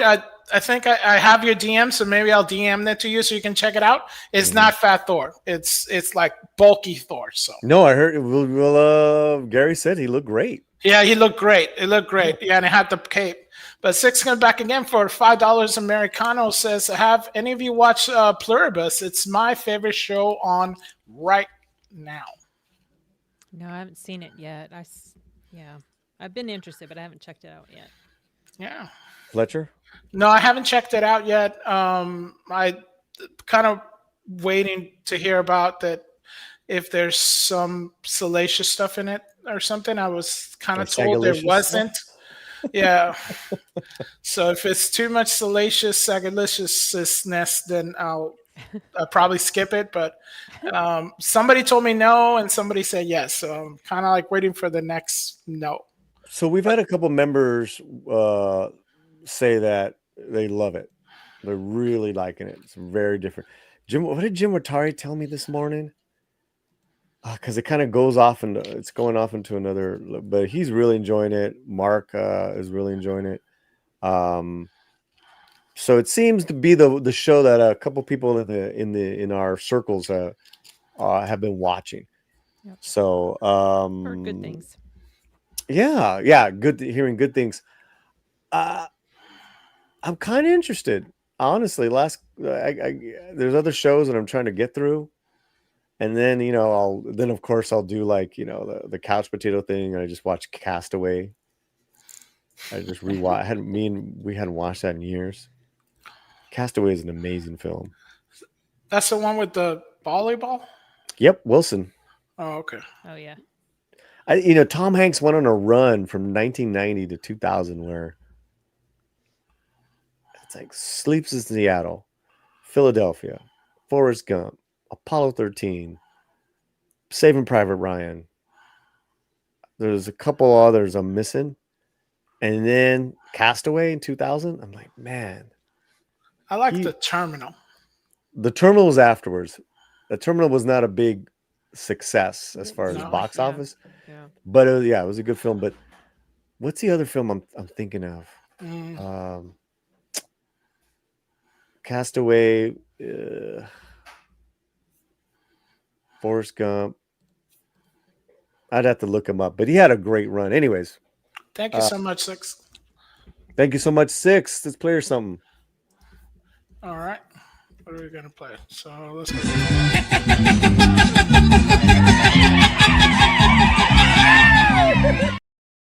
There you go. Yeah, I'm looking at his playlist. Sully. Oh, Captain Phillips. But these were after 2000. The Da Vinci Codes, those were big hits. Road to Perdition. Oh, I love that movie. That was pretty good. Oh my God. Toy Story. Green Mile. Green Mile. That's the one. That's the one. In 1999. Green Mile. And we'll just forget about You've Got Mail. Oh, another one. A League of Their Own. Oh, yeah. That boy had a run. Splash. But that was 80s. That was in the 80s. And he was kind of like doing a lot of goofy stuff. That was his comedy, goofy stuff. Yeah, Bachelor Party. Yeah, the last goofy one he did was Joe versus the Volcano. Oh, yeah. Turner and Hooch. Yeah. Oof. Yeah, he did a lot of hit and misses in the 80s. I think he wanted to be serious. So after Big is when he like, let's start finding some other work. Yeah, because didn't he do like Cloud Atlas too? Yeah. Did he? Back. Yeah, you're right. Yeah. Greyhound. I haven't seen Greyhound yet. Greyhound. Oh, I haven't. Yeah, seen that's that like either. an Apple movie. I forgot what. Oh, yeah, that's right. I have seen that in the Apple Press site. What are people saying in the chat as I bring this up? The Thing You Do is a great movie. That's the one he directed. Yeah. Apollo 13. We're gonna forget about Pinocchio. Elvis, he was great in. Freaky Tales, he had a funny cameo. Oh, I totally forgot he was in that. Yeah, remember he was the video store, right? I completely forgot he was in that. But you know what's funny because it's so cool he did that. He's from Oakland, I believe. Okay. Yeah. I like Catch Me If You Can. Catch Me If You Can is really good. Sully. Did you see Sully? Sully's, yeah. That's Clint Eastwood. Yeah, I like that one. It's a good one. It's a true story. Yeah, it is a true story. Captain Sully. God Then you bless got the him. Toy Story movies. Oh, Bridge of Spies. That's a good film. I'm just thinking like that run where he first started Serious movies. Chronological order. Here we go.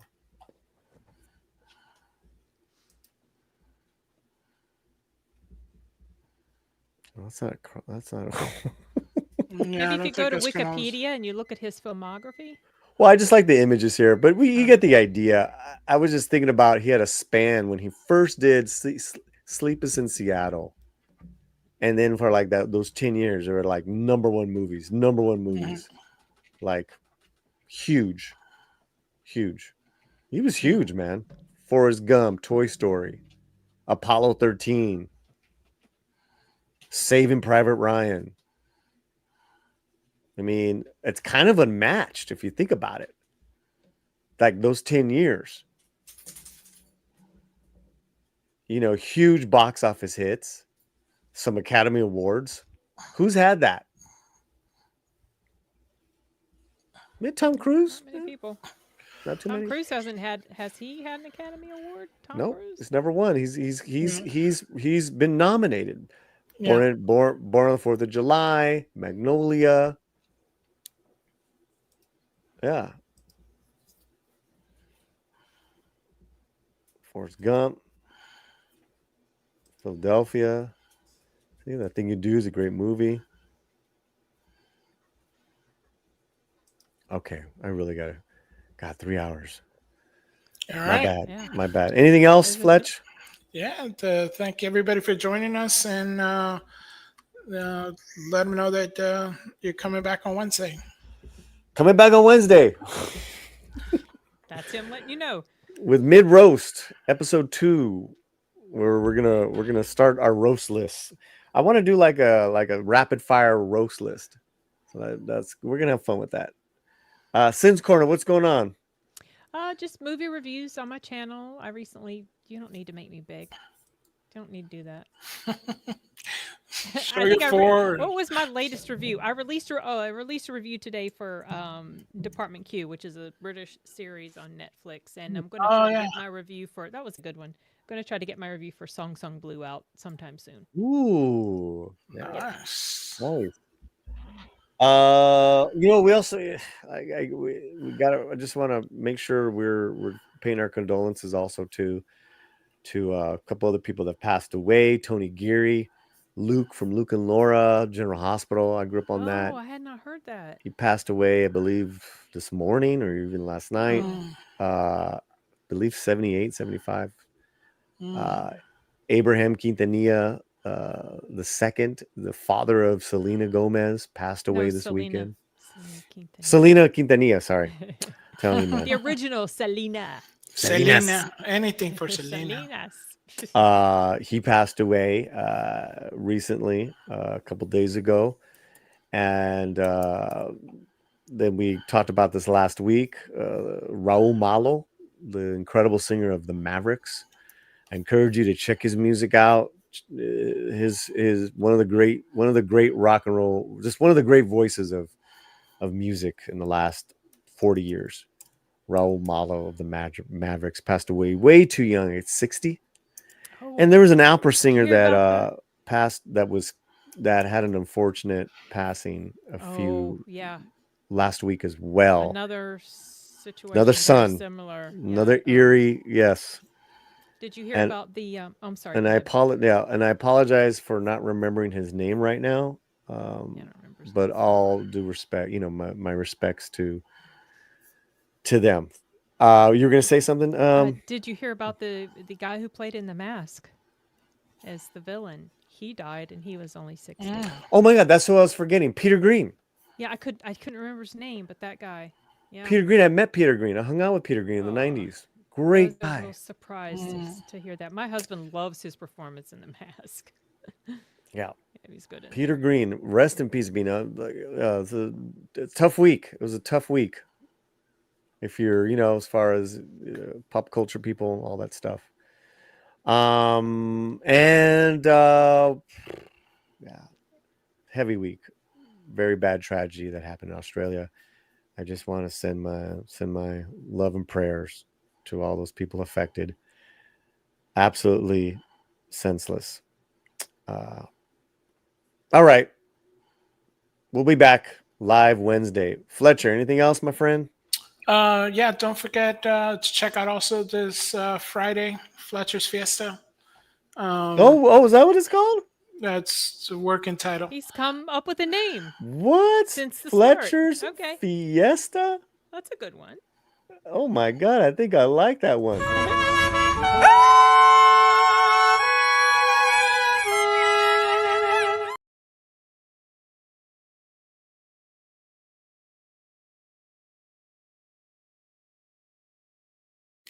You're muted. Well played, sir. Well played.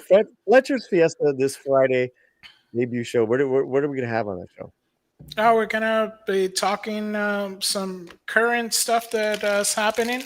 We'll be definitely discussing My Heroes Academia final run, and pull out some like fun, goofy Latino stuff to talk with the audience and our guest as they're getting confirmed. I mean, there's always a plethora of fun, goofy Latino stuff. Thank you, guys. Thank you to all the members of the channel.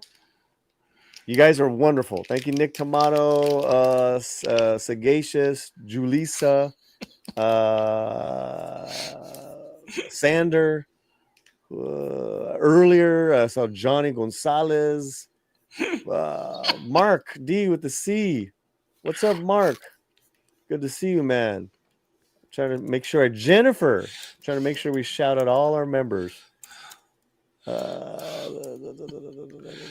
right, that's good for now. That's good for now. Take care, everybody. Great stream. Adios.